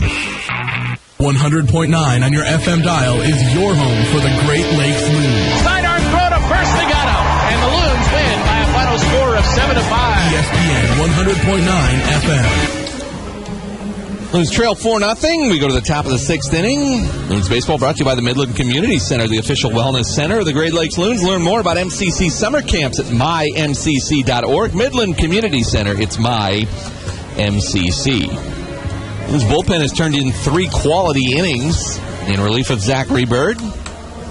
They've faced the minimum since the 3rd, so Marcus Littlewood leads off here in the top of the 6th inning. 0 for 2 today, but he has driven in a run. Did so with a hot shot to first his first time up. He shows bunt and then pulls the bat back and takes the ball inside 1-0. Second inning of work now for Ralston Cash. Loons may go 2-2 with Cash. May go another guy with 2 innings. Cash had a 13-plus inning scoreless streak snapped when he allowed a run against Lake County the other day. Hadn't given up a run since his first outing of the second half against Dayton on the 19th.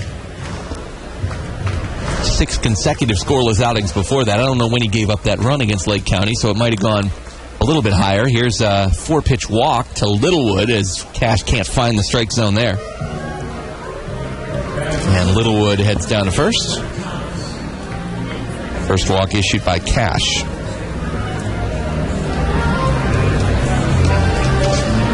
Ralston Cash ties to another former Loon, Ethan Cash Martin, Ralston's cousin. Martin was with the Loons in 2009. There's Brett Thomas, takes the first pitch on the outside corner for a strike, 0-1. Left-handed hitting Thomas reached on an error and struck out last time up.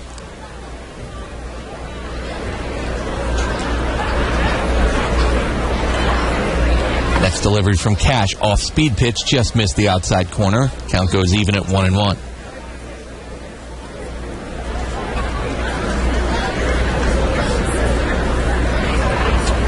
Thomas, a 21st-round pick last year. This is not a Clinton team that has a ton of high draft picks or top prospects. Here's a ground ball slowly back to Cash. He will field, and his only play is to first. They will get Thomas. Littlewood advances to second with 1 out. The 2 top prospects that this team has are both hurt or coming off injury. We are scheduled tomorrow to see Edwin Diaz, the right-hander, but he's been battling a bit of a blister issue, so he has not pitched in a little bit. Diaz left his start on July 5th with a blister and was skipped the next time out, so it'll be about 12 days since he pitched. He's the number 5 prospect in the Mariners organization. And there was a little concern whether or not he would start tomorrow, and it was listed as TBA up until yesterday. First pitch to Isaiah Yates, taken for a ball. Now the 1-0 high and away, 2-0. And then Austin Wilson, the outfielder who leads them in pretty much every offensive category, batting .298 on the year. That's the best average. 11 home runs, 52 RBIs. Both those lead the squad. 14 doubles as well. Wilson is hurt at the moment. 2-0 is in there for a strike. 2-1. They say it's an Achilles injury that's not serious, but he's been out since towards the end of June. He's the number 6 prospect. Those two guys both high picks, a third rounder in 2012 for Diaz. Here's a curveball in for a strike from Cash. 2-2 on Yates. Wilson, a second round pick out of Stanford last year. So those two guys would be top prospects to be aware of, but they are not with the squad right now, or at least haven't been, but Diaz again is expected to go tomorrow night. Tyler O'Neill is another top prospect, but he is also hurt. That one misses. 3-2 now. The count on Yates. Runner at second with 1 out. 4-0 Clinton the lead here in the top of the 6th inning. The 3-2 from Cash is swung on and missed. Isaiah Yates is down on strikes for the third time today. He is inching towards the sombrero. And 2 outs, and that'll leave it up to Jeff Zimmerman, who has been on twice today, a double and a walk for the left-handed hitting first baseman.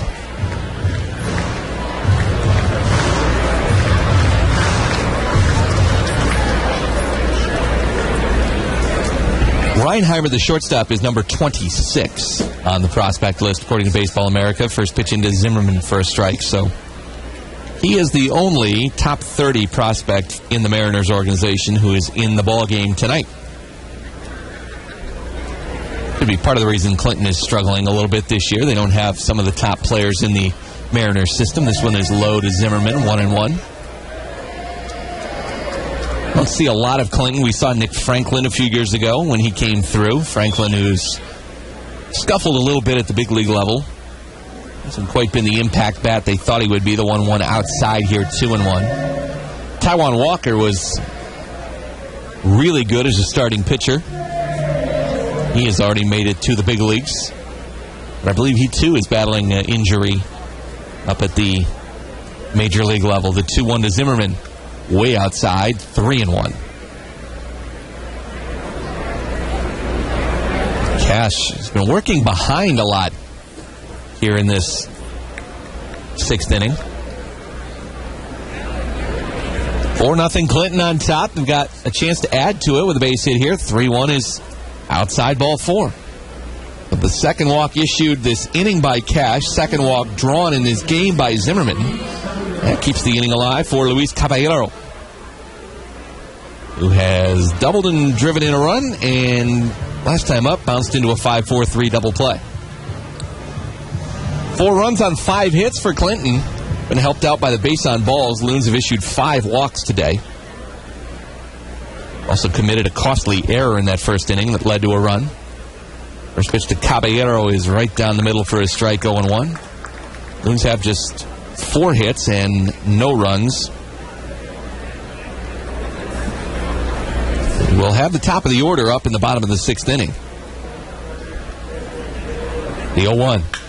Hit in the air to center. Holland coming in, diving, and makes the catch. What a defensive play by Malcolm Holland. A diving snare of a line drive from Caballero saves a run and keeps it a 4-0 ball game. Maybe that'll jumpstart the Loons. We'll see. The offense will try to pick it up when we come back. Bottom of the 6th inning. Loons trail 4-0 on ESPN 100.9 FM.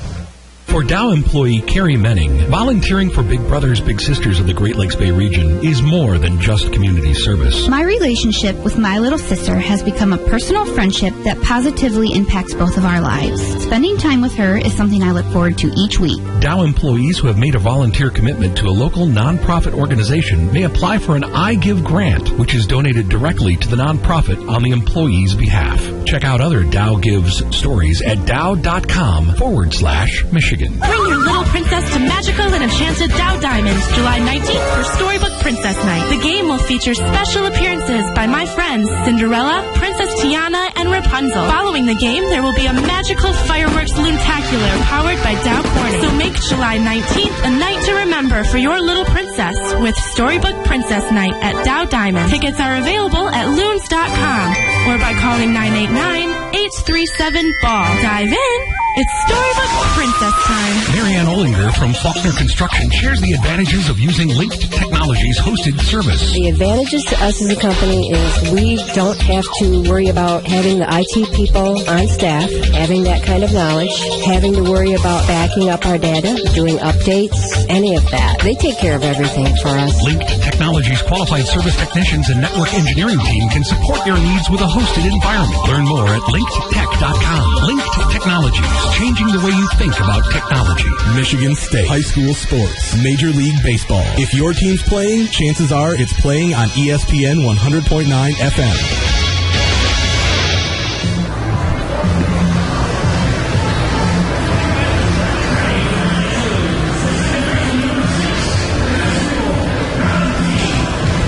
Jesmiel Valentin will start things off here in the bottom of the sixth inning. Loons trail 4-0. They have not solved Blake Holovich in their first two trips through the order. This will be the third try. As Valentin steps in, switch hitter batting righty against the left-hander Holovich. Valentin 0 for 2 with a couple of ground outs, one to short, one to second. Takes the first pitch low for a ball. 1-0. Loons baseball brought to you tonight by Dow Gardens. The Garden is open year-round. There are a ton of great events lined up for 2014. Dow Gardens. 1-0 low and away to Valentin. 2-0. 4 runs, 5 hits, no errors for Clinton. No runs, 4 hits, and an error for the Loons. Comes the 2-0 to Valentin. Good hitter's pitch, and he rips one, but it's snared at third by Caballero. He was playing in and off the line, and the ball came right to him. So Valentin has tested all the infielders today. A couple of grounders to the middle infielders, who then had to throw the ball to the first baseman. And now a spear of a line drive by the third baseman. One out, base is empty for Alex Santana. Fouled out to first. Second, actually, his last time up. It was along the first base line, but the second baseman, Capella, made the play. He takes a strike. Start this at bat from Holovich, 0-1. Struck out in the first. The 0-1 delivery to Alex is cut on and missed, 0-2. 8-game hitting streak on the line for Santana. He will get at least one more at bat.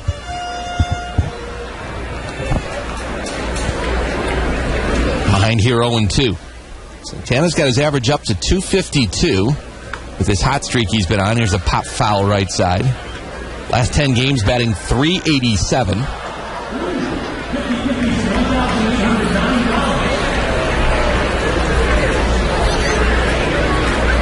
.2 on Santana. Right-handed batter. Against the lefty, the 0-2 pitch is a breaking ball that stays outside. 1-2. There is no activity in the bullpen for Clinton. They are very comfortable with where Holovich is right now in the ballgame. The Loons also without any bullpen activity, so that makes it look like Ralston Cash might work a third inning when we go to the top of the seventh. Santana with another foul. Back to the net, spoils a good pitch. Our attendance tonight brought to you by Air Reinhardt, a breath of fresh air. 3,224, 3224, your Air Reinhardt attendance. 1-2 again to Santana. That one is taken low and away. Holovich went with a fastball, and Santana watched it float outside. And it's 2-2. Catcher sets up inside this time. The 2-2 delivery to Santana is fouled back. He spoiled a good pitch there at 89 from Holovich. Good at-bat here from Alex Santana. Loons trail 4-0. And really have not threatened in this game. Had two runners caught off base. Here's the 2-2. Santana takes low in the dirt, 3-2. Curletto was caught off second on a ground ball back to Holovich on the mound and put out 1-5-6. And then Malcolm Holland was caught stealing. 3-2. Oh, Santana went after a ball down and away and goes down on strikes. Chased one way out of the zone there. 2 outs, bases empty for Carletta.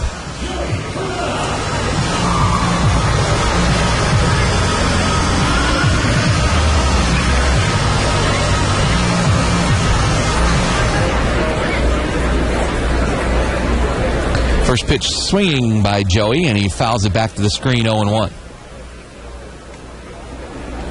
Holovich's pitch count is very manageable here into the 6th inning, so I think he certainly could work at least one more if he gets out of this somewhat quickly. That's high to Carletta, 1-1. Joey with a double his last time up, off the wall and left.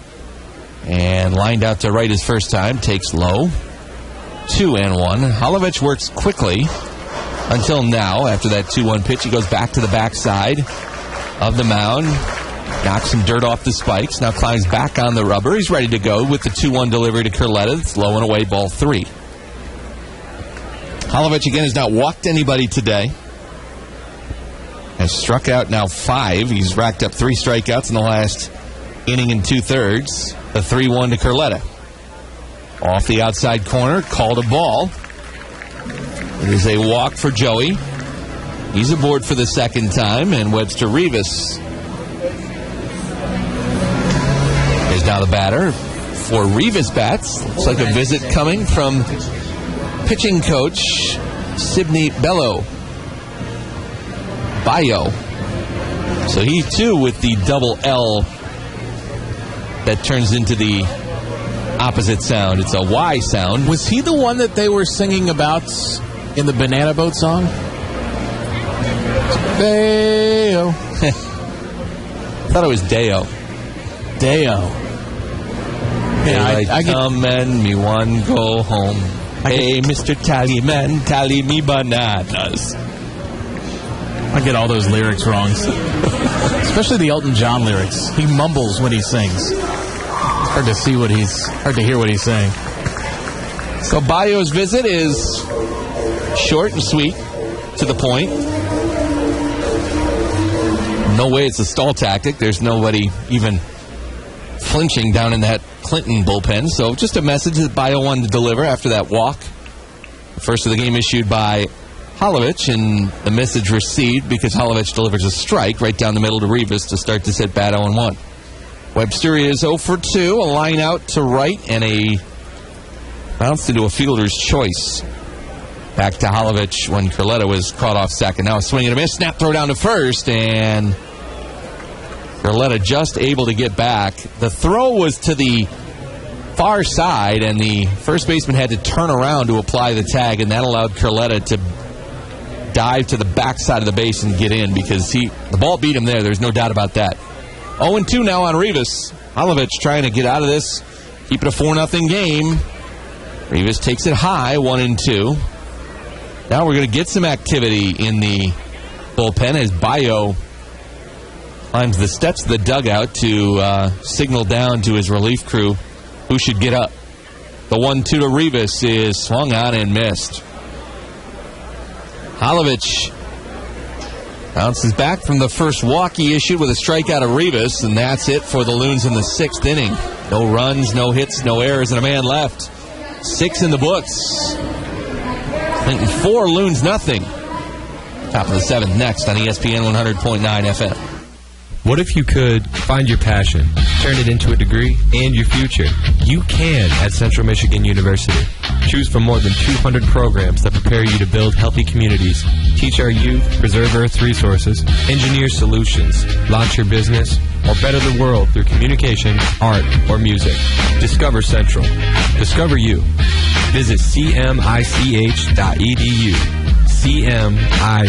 cmich.edu.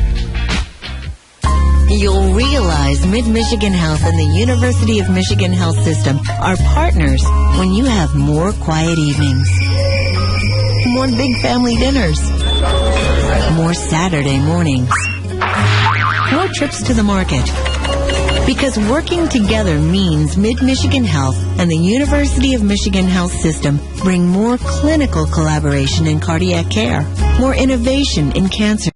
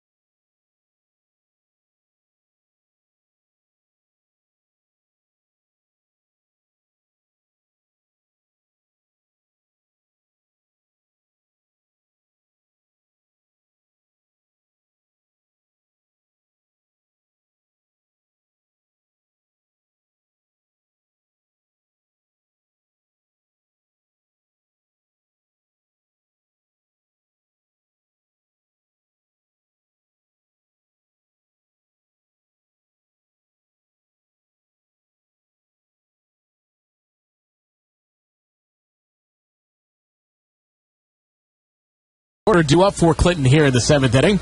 No bullpen action for the Loons, but Clinton has Aaron Brooks, a right-hander, throwing in the pen. This one's low, 1-1. So maybe, just maybe, night is over for Holobach, which would be good news for the Loons with the way he has been throwing through 6. 4-0 Lumber Kings are scored. 2 in the first, 2 in the second. Rest zeros on the scoreboard. Ground ball to second. Throw to first by Valentin just does get Barbosa. The speedster with 16 of 16 on the year in stolen bases gets down the line in a hurry, and he nearly legged that one out, one away.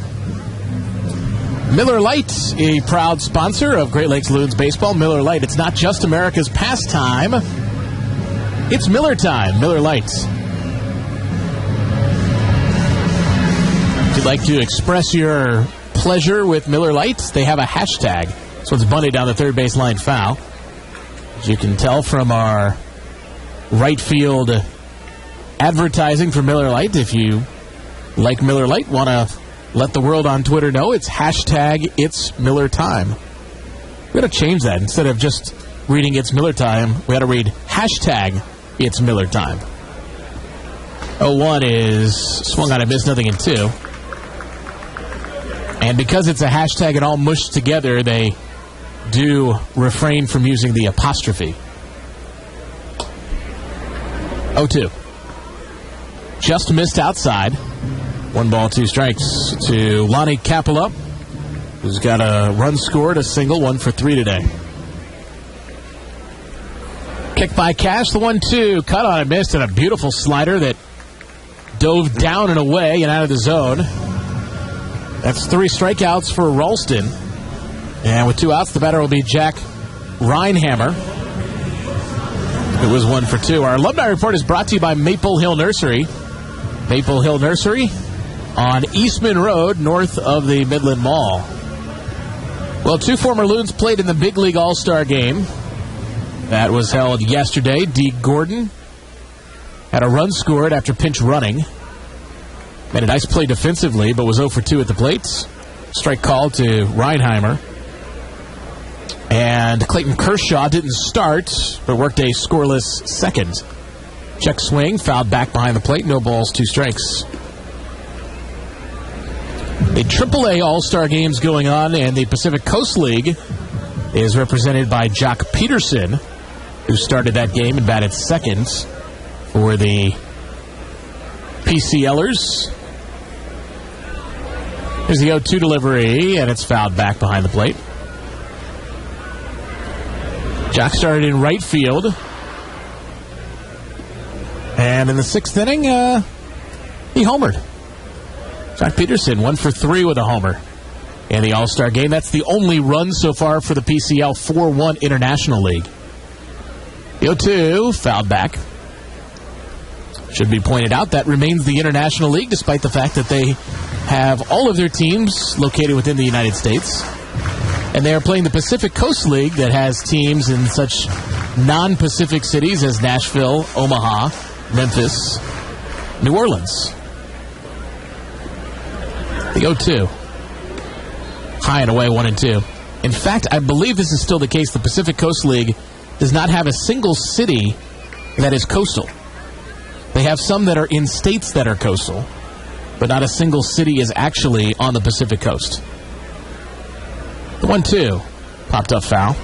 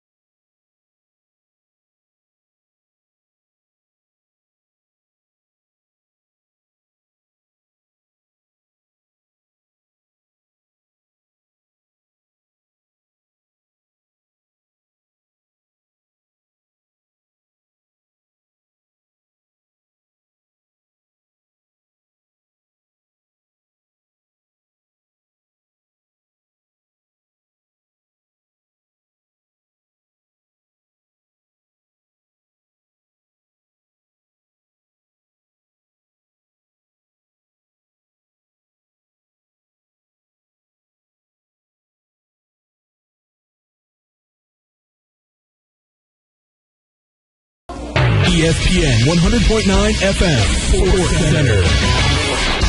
Now time for your middle of the seventh inning. Warner Norcross and Judd scoreboard. No Major League Baseball today.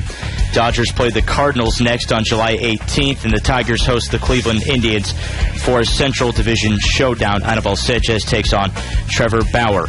In the Midwest League, all interdivision games. There's a lot of series start here this evening. The Lake County Captains on a 6-game win streak are down 7-0 to Cedar Rapids right now. Clint Frazier, a 1-for-2 day, but the only starter the Loons did not face in their recent 4-game series is on the mound. Caleb Hamrick, he goes just over 3 innings, allows 7 earned runs. Other scores, Dayton tied with Beloit 1-1. Fort Wayne, after breaking their 13-game losing streak, up 4-0 on the road at Quad Cities. Wisconsin 2, Bowling Green 0. And then Lansing has jumped out to a big lead, 5-0 in the bottom of the 6th inning after a 2-run first, a 3-run bottom of the 5th against Kane County at 62-32. The best team, not just in the Western Division, but in all of the Midwest League. In that game, Dowell Lugo, a top 10 prospect for the Blue Jays organization, 3 for 3 with 2 RBI. Matt Dean also has 2 RBI in that game for the Lugnuts. Burlington up on South Bend 3-0. Andrew Velasquez, his consecutive on-base streak of 73 games on the line.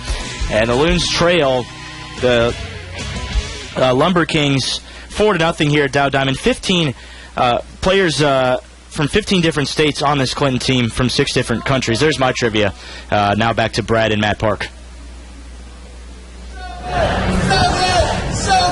Aaron Brooks is from the United States, and he is now in as the new pitcher of record. A J.E. Johnson pitching change for the Clinton Lumber Kings. What an outing by Blake Holovich. Anyhow, Brooks is in. 5-2 with a 3.12 ERA. 25 appearances all out of the bullpen. 40 in the third innings, 56 hits, 19 runs, 14 earned. 11 walks, 24 strikeouts. Batting average against him, 327. Hittable, but he hasn't given up a lot of runs, Brad. Brandon Trinquan first to greet him, and he takes a look at a strike right down the middle, 0-1. You mentioned Holovich, terrific. 6 innings. He only allowed 4 hits to the Loons and no runs. He walked just 1 and struck out 6. Pitch is low. Counts 1-1 to Trinquan. And the streak continues for Holovich, in which he still has not given up a hit batsman, wild pitch. What was the other one? No balks. 1-1. Inside corner strike to Trinquan, 1-2. He hasn't given up anything over to the right side of the stat line, with the exception of home runs. He has given up 3 of those. 1-2 to Trinquan, leading things off. The pitch from Brooks, it kind of comes from a sidearm, 3/4 arm angle. It's outside, 2-2. It's almost like he comes sidearm and short arm, too. Kind of tucks in that elbow a little bit. Surprising that a guy who's 6'6" comes sidearm. Yeah. Usually think about a smaller guy maybe doing that. Comes here. This one's back up the middle. It hits him. Ricochets to the second baseman. Capula on to first in time for the out, and we'll see if Brooks is okay. He got struck by that comebacker right around the leg and kind of the backside of the leg because he turned his back towards the plate. Trinkwine out 1-4-3. What a break, though, for Clinton, because that ball would have been through into center field if it doesn't hit Brooks. Instead, it deflects right to the second baseman, and they get the first out of the inning. Pitching coach Sydney Bello out, as is athletic trainer Jeff Swanson, to take a look at their tall right-hander, make sure he's okay. He is apparently saying all the right things. And he has waved off the trainer. He's got a smile on his face. And he is going to continue on here in the bottom half of the seventh inning. 4-0 Lumber Kings our score. We neglected to tell you in the top half of the third inning that each and every top half of the third inning, each and every night, is brought to you by Tim Hortons Cafe and Bake Shop. Tim Hortons Cafe and Bake Shop, the official coffee provider of Dow Diamonds. Tim Hortons. First pitch is outside. 1 ball, no strikes. To host Mark Cordero, who's 0 for 2 today.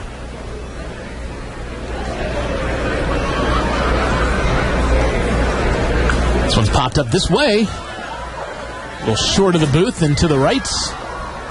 And the count's now 1-1 to Cordero.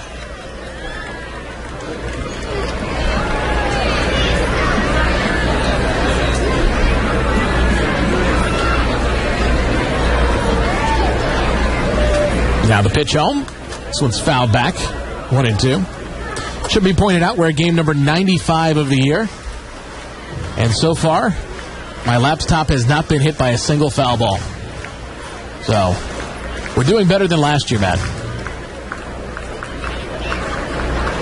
Did not have a very good defensive year last year up here in the booth. Ground ball fouled on the third baseline. Stays 1-2. Keeping some of the local computer companies in business, though. So, helping the local Great Lakes Bay region economy.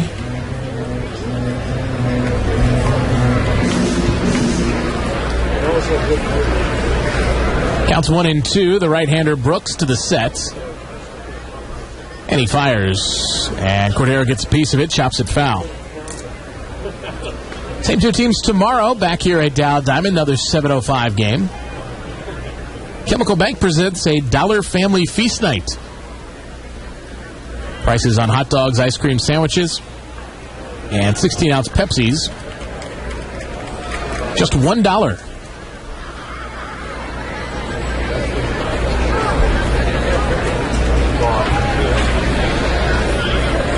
The 1-2, low and away. Goes to the backstop, 2-2. Victor Arujo warming up in the bullpen. Likely the candidate to work the top of the 8th for Great Lakes. 2-2 to Cordero. Here it is. Ripped high and deep down the left field line, but foul. Cleared the Northern Lights Pavilion, but he was out in front. Stays 2-2. A faux car alarm sounds over the PA system.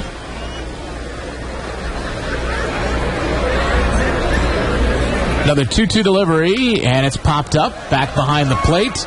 Littlewood gives it a look, has room, makes the catch for the second out. Cordero with the foul pop, 2 gone. And I'll bring up Malcolm Hollins. Got to hit his last time up, 1 for 2 today.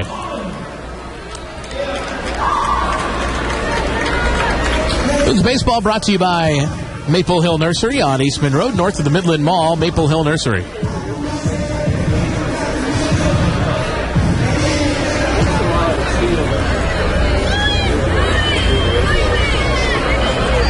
The pitch, swing and a miss. 0-1.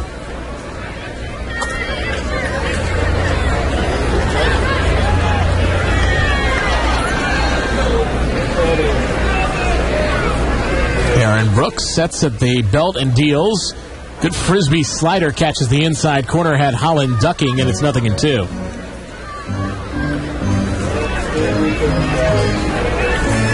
So Brooks way ahead in the count, delivers the 0-2, and it's cut on and missed, and a ball in the dirt, tag applied by Littlewood. Brooks sets down the Loons, 1-2-3. We go to the 8th, 4-0. Clinton on ESPN 100.9 FM. Dr. Jeffrey DeLude wants you to know, snoring is more than an annoyance.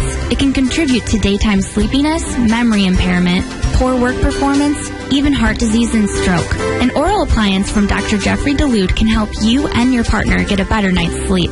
Dr. Jeffrey DeLude, DDS, official dentist of the Great Lakes Loons, providing families quality dental care for more than 25 years. Northgate Drive next to the 555 building in Midland. Dr. Jeffrey DeLude, DDS, a valued smile for a lifetime. Created in 1949, Michigan farmers wanted an insurance company that worked as hard as they did. Today, Farm Bureau Insurance works even harder to protect your home and safeguard your loved ones. We're here during life's best moments and when the unexpected happens. For business, home, auto, or life insurance, depend on the company that's firmly rooted in Michigan. Contact your local Farm Bureau Insurance agent today. Farm Bureau Insurance. FarmBureauInsurance.com. Chemical Bank has just opened its newest branch. It's not in another city. It's not down the street. It's right in your pocket. It's mobile banking from Chemical Bank. Now available wherever you are, giving you instant access to your accounts, balances, and more. It's like being at one of our branches, only closer. Download the free app at the App Store, Android Market, or BlackBerry App World today. Chemical Bank. Mobile banking made in Michigan. Hi, this is Loons manager Bill Hasselman. You're tuned in to Great Lakes Loons Baseball on ESPN 100.9 FM.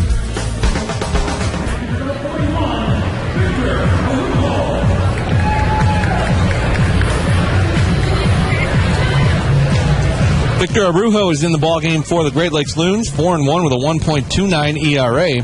He, too, was touched up in that series in Lake County. But, boy, the numbers are so good. 49 innings, just 24 hits, 10 runs, 7 earned, 7 walks, and 51 strikeouts. 146 the average against, and 0.63 the whip. That is high quality. Yeah, he has been terrific this season. He takes over for a guy that pitched well today. Ralston Cash with 3 solid innings, only 1 hit allowed, 2 walks and 4 strikeouts. He will not factor into the decision with the Clinton Lumber Kings leading 4-0. Justin Seeger leads things off, and the first pitch is cut on and fouled back by Seeger, 0-1. He doesn't have maybe that classic, beautiful left-handed swing that his brother Corey has. It's a little bit more of kind of a violent swing. But there's something I recognize. I think it's something kind of in the lower half that's very similar to what his brother does. I'm trying to kind of watch it. This is our first look at him in this game, but there's something that's kind of similar with the lower half. I think it's kind of a long stride that Corey had, in which he kind of strides low, too. 1-1. That's a breaking ball in there, 1-2. Remember how Reggie Jackson used to even sometimes swing so hard, and he was so low that he'd even kind of end up down on a knee? Adrian Beltre does that now a lot in the big leagues. Andrew Jones did it some where they kind of end up very low. And I think both Justin and Corey Seeger kind of have some of that with their stride. This one's fouled off, and it's a piece of Maven behind the plate, stays 1-2. How about the talent in that family? You've got Kyle in the big leagues, all-star this year. You've got Corey, who is climbing the ladder with the Dodgers. Everybody says it's going to be futures game. Everybody says it's going to be the best of the Seegers. And then you got another baseball playing Seeger here with Justin playing in college and now starting his professional career. Outside, 2-2. And not too shabby as a 12th round draft choice after a good college career at UNC Charlotte and rising through the Mariners system, the same system as his older brother. He's the middle brother, even though he's the last to reach the pro ranks. This one's outside, 3-2. How did the Mariners not take Corey? Dodgers got to him first.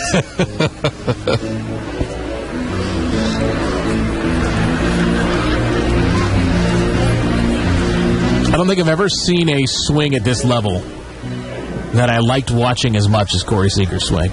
There's something a little bit more.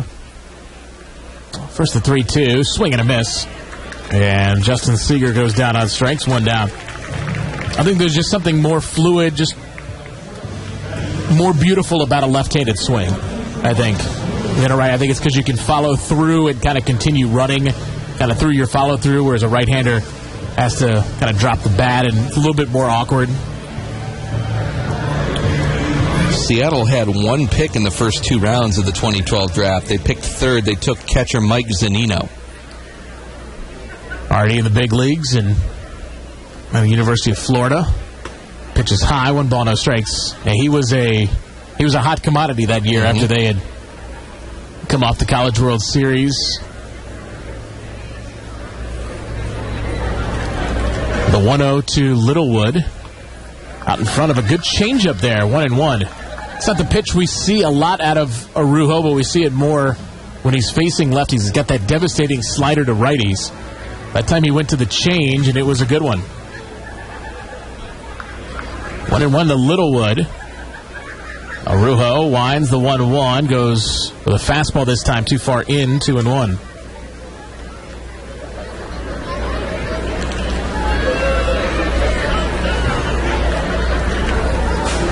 Nothing. Clinton, top half of the 8th inning.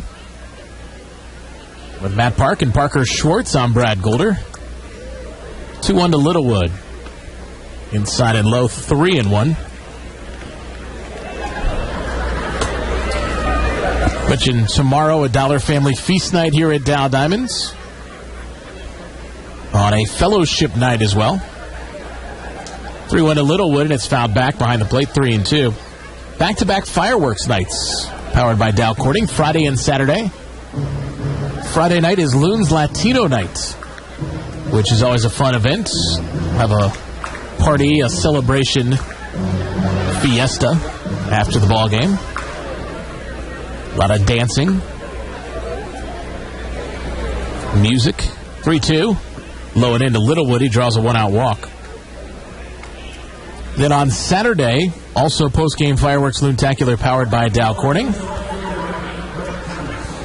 And it is a Storybook Princess night at the ballpark. It's kind of the counter opposite to the Superhero Night. Superhero Night geared kind of towards the young boys that grew up with the Superman and Batman posters on the wall. This one's for the little girls that like to wear the tiaras and dress up in their fanciest attire. Maybe serve tea. Yeah, they could do that. This one's outside, 1 ball, no strikes to Brett Thomas. Storybook Princess Night on Saturday. Something funny's going on out there, you know? You hear it? You hear the laughter in the ballpark tonight? I did hear some laughter. Probably Louie. I'm blaming Louie. 1-0 to Thomas, and this one's chopped foul behind the plate, 1-1.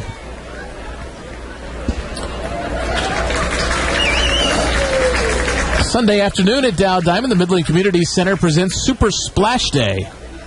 It's a family fun of the Sunday. Kids get to run the bases afterwards. Hope it's warm enough for it. Weather is supposed to warm up the rest of the week.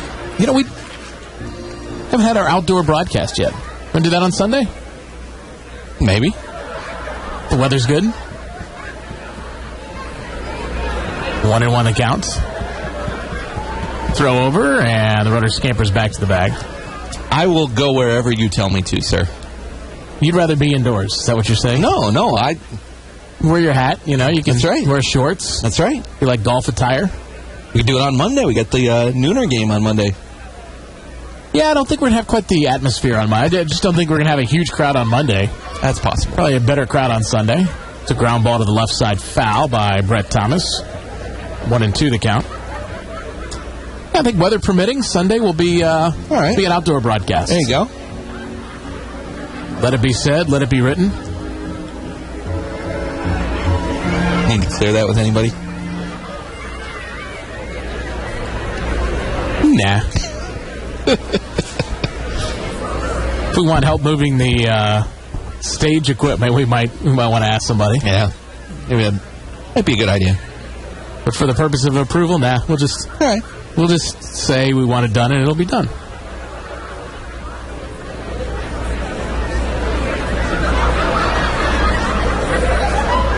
We will have equipment out there, so Ours will be a splash-free zone. Yes. Don't want to get water on the radio equipment. 1-2, and it's a swing and a miss by Brett Thomas. 2 away with a runner at first, and here's Isaiah Yates, who's 0 for 3 with 3 strikeouts.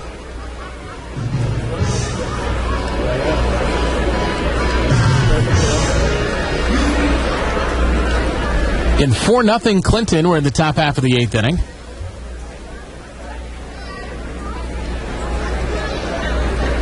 Stretched by Arujo. Long set. Now Arujo starts to deliver, and time was requested and granted.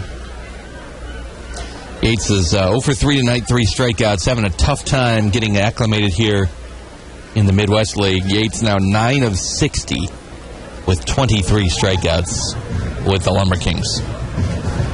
And he's 1 away from the golden sombrero.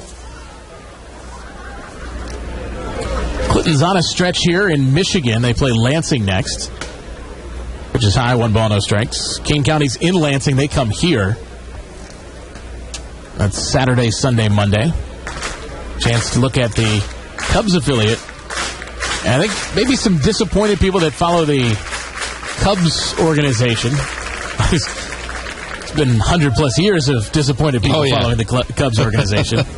But I think a lot of people wanted to take a look at some of the top prospects for the Cubs, but they will not be able to see Kyle Schwarber, who has been promoted. This one's popped up foul back behind the plate. Navin gives it a look, but runs out of room. Schwarber, a first-round pick from this year, only hit .361 with 4 homers and 15 RBIs, and he gets the promotion to the Florida State League. He'll go play for the Daytona Cubs. So instead of seeing first-rounder Kyle Schwarber, we will be able to see reserve infielder and 18th-round draft choice Giuseppe Papaccio. 1-1 to Yates. Cut on a miss. Navin's third on to second. A little bit off the mark. Goes into center field.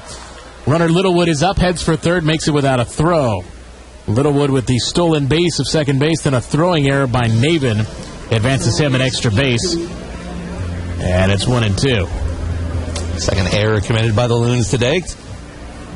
Entered play today still as the best defensive team in the Midwest League. But they've got a couple of miscues in the ballgame today.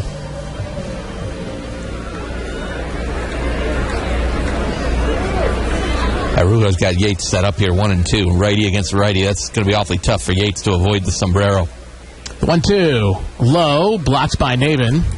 And it's 2 balls, 2 strikes. He might have got an assist from the umpire, too. Might have hit him right around the shin guard ankle area. That's a break.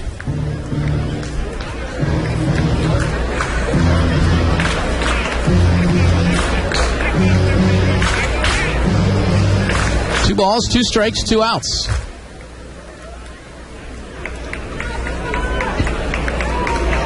There's a set by Arujo. And the 2-2. Outside and low, 3 balls, 2 strikes.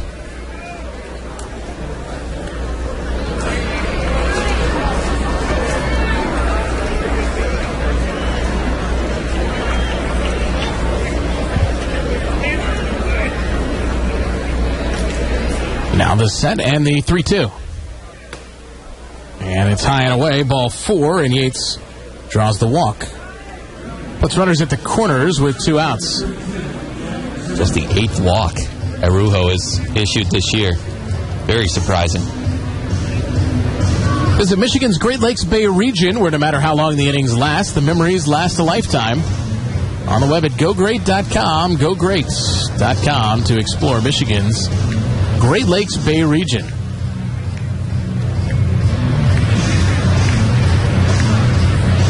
Zimmerman's been a bit of a pest today, on base all 3 times.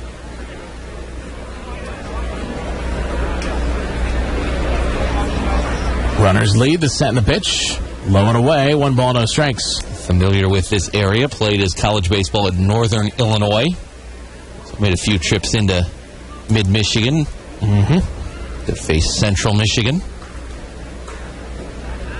Also came into the state to play Eastern and Western. The 1-0. Popped it up, foul, back behind the plate, 1-1. 19th round pick in last year's draft.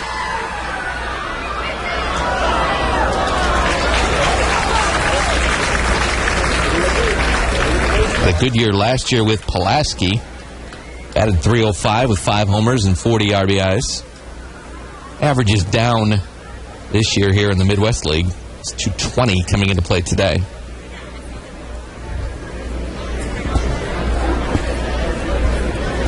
The 1-1 is swung on and missed, 1-2. Been pretty much a regular for this Clinton team, 63 games played.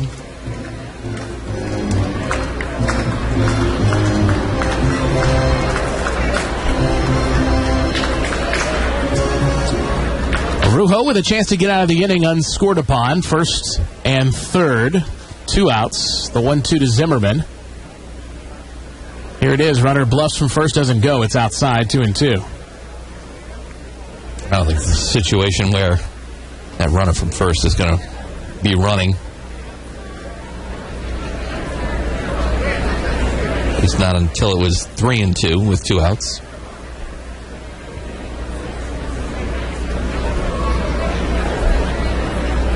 Again, they lead. The right-hander Arujo sets and delivers, and a swing and a miss for strike 3. Arujo strikes out the side. There were a couple walks mixed in there. 2 runners left on base. Go to the bottom half of the 8th inning. Still 4-0. Lumber Kings on ESPN 100.9 FM. Dive into fun with the Loons as they battle the Clinton Lumber Kings this Friday at Dow Diamond. The game will feature an exciting post-game fireworks Loontacular powered by Dow Corning. Fans can also take part in the MBS ball launch for the chance to win a $400 travel certificate, courtesy of MBS International Airport. Great seats are still available, so buy your tickets today at 989-837-BALL or Loons.com. Loons baseball time. 989-837-BALL or Loons.com. Dive in. It's Loons baseball time. As the executive director of Midland County Habitat for Humanity, Jennifer Parks has helped many people realize the dream of building a new home. By shifting our focus to helping homeowners renovate their existing properties, Habitat volunteers have assisted over 210 families in Saginaw, Bay, and Midland counties. The support we have received from the Dow Chemical Company has allowed us to broaden our impact. Habitat's annual Great Lakes Bay Neighborhood Revitalization Project is made possible through Dow's Company Gives grant program. Find out more at dow.com/Michigan. Imagine a place where children build confidence, self-esteem, and the invaluable skill they need to succeed. We strive to do this every day at North Midland Family Center. Family is the center of everything we do, from our licensed childcare and preschool to our teen programs, health and recreation, and senior services. North Midland Family Center is a hub of activity for residents in northern Midland County. We rely on the generosity and support of our local community. Learn how you can help by visiting nmfc.org. The Loons play here.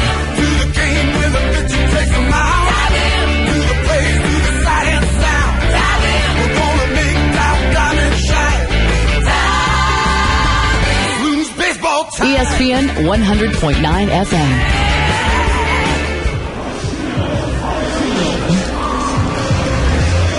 Bottom half of the 8th inning, 4-0 Clinton, our score. Faustino Augustine to begin things. I want to get your opinion on this. You follow NCAA sports a lot. You cover University of Michigan athletics. I do. And the NCAA has a lot of interesting legislation against some of their student athletes. Things that they can and cannot do. Yes, strike on the outside corner, nothing in one. They're trying to thin that book, though, so make it a little bit more readable. Here's a strike, nothing in 2. It's going to put a lot of compliance directors out of a job. Get that one position, maybe more, on some of the bigger athletic departments. Somebody whose job it is just to sort through that book and find out what's a go and what's not a go. 0-2 to Augustine, swing and a miss at a ball in the dirt. And a throw down to first is in time, 1 away. You can't pay a student athlete to come to your school. You can't. That's correct. Say, here's $20,000, here's a new car, we want you to come to this particular school. That's correct. There's nothing against giving a parent, an AAU coach, a mentor, a job. That's correct. There's a parent who has 3 elite basketball-playing sons. Spencer Navin gets hit by one on the left hip, and he goes down to first. That was not one of those ones where Navin was leaning into it. That was a hard fastball. But he continues a torrid pace of getting hit by pitches. He's up to 12 on the year. But that was really, I think that would have hit just about anybody that's a right-handed batter because very little time to get out of the way of it. So, yeah, University of Memphis men's basketball has hired Keelan Lawson. Josh Pastner announcing that hire recently. There's a swing and a fly ball to center field. Barbosa backs up a few, makes the catch, 2 away. So he has 3 sons who are all elite basketball prospects. I think getting him a job will at least help University of Memphis' chances of getting those 3 elite players. He's been a high school coach, had good success, state title. He played at UAB and played at Lemoyne Owen. It was a called strike, nothing in 1. And not to bash Memphis, but he apparently was potentially had the ability potentially to join other college staffs as well. This one's outside, 1 ball, 1 strike, including Vanderbilt, in-state, and some other colleges. So it's not as if he does not have good credentials as a coach, state title-winning high school coach. But you got to wonder there if he's got 3 boys that are all elite prospects, what the hidden motivation is there for Memphis. Swing and a miss by Santana, 1 and 2. But you can't pay the kids. That's right. So what my opinion is, what do I think of that tactical move by Josh Pastner in Memphis? If the kids can play, it's probably a pretty good move. This one's low, 2 balls, 2 strikes. I despise that kind of stuff. Right. Ohio State just did it in women's basketball. They hired a guy who was an AAU coach in Cincinnati onto the staff, and just so happened that his daughter was the number 3 player in the country, according to recruiting services. Fly ball right center field. Over is Thomas. He makes the grab for out number 3. She signed with Ohio State, by the way. Oh, really? Yeah. Surprise. 1 runner left on base. We go to the 9th. 4-0. Clinton on ESPN 100.9 FM. A building is more than steel, bricks, and glass. It's a stadium where a child attends his first ball game. A church where families celebrate life's biggest moments. A factory that drives the local economy. Three Rivers Corporation knows their buildings become the setting for great stories. That's why they put more than construction into each one. From planning and design through move-in day and beyond, their architects and skilled tradesmen take pride in creating a building with character. Learn how you get more than construction with Three Rivers at trccompany.com. We all know brave men and women who are currently serving in the United States military and are a long way from home. Aaron's Gifts from Home is an organization that was started in memory to Aaron Doc Ulam, who was killed in action saving the life of a fellow soldier. Their mission is to send a piece of home by providing food, personal hygiene items, and entertainment year-round in care packages that are delivered to U.S. service members around the world. To get involved, visit aaronsgiftsfromhome.com, their Facebook page, or call 989-835-1840. The Michigan Baseball Foundation is a 501c3 nonprofit corporation that owns and operates Dow Diamond. MBF was formed in 2006 to enhance the efforts of regional organizations that serve young people and to cultivate regional economic development through creative partnerships and grants. This is made possible by the continued support of you, the fans, by supporting the Loons, ESPN 100.9 FM, and by attending events at Dow Diamond. The Michigan Baseball Foundation. Together, we can make a difference in our communities, one game at a time. Hi, it's Colin Cowherd. Tune into The Herd weekdays, 10 to 1 on ESPN 100.9 FM. Now back to Great Lakes Loons baseball. Another Jay Johnson pitching change. Boy, this Loons bullpen has been busy today. 6 innings of work already, and they have been very good as well. 6 innings of 1-hit scoreless ball. And Mark Pope will be asked to finish the top of the 9th inning.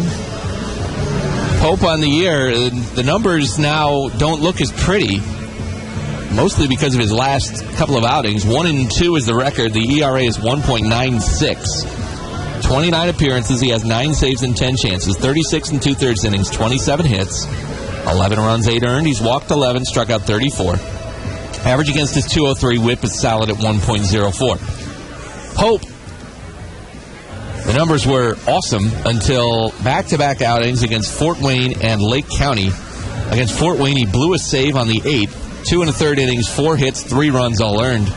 And then his next outing against Lake County, an inning, 5 hits, 3 runs all earned. So 6 earned runs over the span of back-to-back outings. He had given up 2 earned runs on the season before those 2 outings. He bounced back last time out. He got in late in the game on Monday night, a scoreless inning with all strikeouts. So hopefully that gets Mark Pope back on track.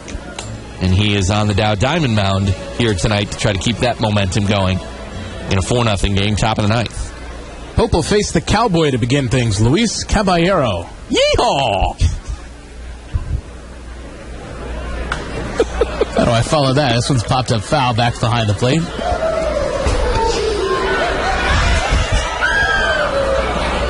Nothing in 1.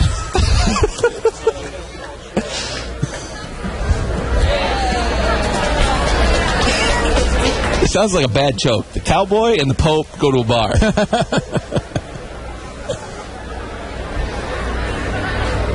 Here's the stretch in the 0-1.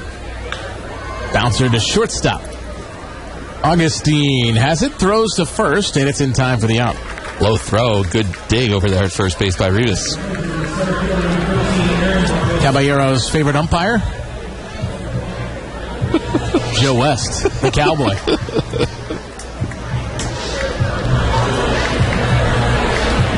Gonna bring up Aaron Barbosa. A walk, a single. It was a bunt single. He's grounded to third. He has grounded to second. Top of the 9th here at Dow Diamond. Loons down 4-0. There has not been a single run scored since the top of the 2nd. 2 in the first, 2 in the 2nd for Clinton. Strike called, 0-1. Yeah, that's a good news, bad news situation. Good news, Clinton hasn't scored since the top of the 2nd inning. Bad news, Loons haven't scored at all. Trinquan plays way in at third, protecting against the bunt. It's about 5 steps in on the grass. And the pitch from Pope is low. 1 ball, 1 strike. Anything that you kind of felt on Pope those outings where he got hit around a bit, or you think it's just one of those things that it's going to happen? I asked around a little bit on that because, he certainly was not the same Pope that he was at the beginning of the year. And the first half, he was just absolutely unhittable, dominant. This one's fouled back by Barbosa, 1-2. Then he went on the DL with that groin injury, and you wonder if that's affecting him. And, I asked Bill Seamus about that. Are you seeing anything different? Because he's got certainly much better eyes for the pitching mechanics of that. He said he hasn't seen anything as far as that's concerned, and that the velocity is where it was. So it's not like, he's losing velocity because of the injury. 1-2 is fouled back. And, I know a lot of people don't like hearing about velocity when it comes to pitchers, but I think there is something to be said for differences in velocity. Mm-hmm. And, if you see a precipitous dip in velocity, I think it is a cause of concern. It could be a sign of an injury, but there hasn't been that for Pope. So I think that's what the good news is. 1-2 is fouled back, 1-2. Look at today's starter. I don't know if Holovach threw a pitch that was faster than 86 miles an hour today. I saw 89. I did not see anything that started with 9. He was consistently 86 with the fastball. And he threw 6 shutout innings. You don't have to throw mid-90s to get guys out. But there is, I think, some value in velocity when you're examining kind of trends with a pitcher. Hey, he's struggling, and look, his velocity is dipping. 1-2 is lined over the head of Rivas down the right field line. It's a base hit for Barbosa. He can fly.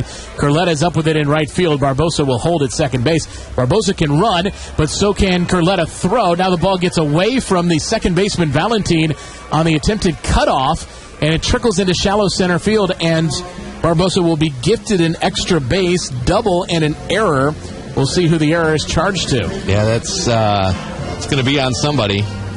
That's Valentin. I think that's right. I think it was a miscatch. I'm not going to guess about miscatches anymore for the rest of the year.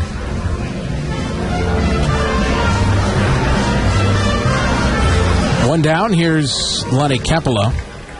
He's 1 for 4. Loons will bring the infield in, down by 4. That ball by Barbosa was not hit hard, but in the right spot. Pitch is low, 1 ball, no strikes. And that was very alert base running by Barbosa to see that ball was going to get away from the middle infielders enough that he was going to be able to get to third. That's a smart, aggressive base running play.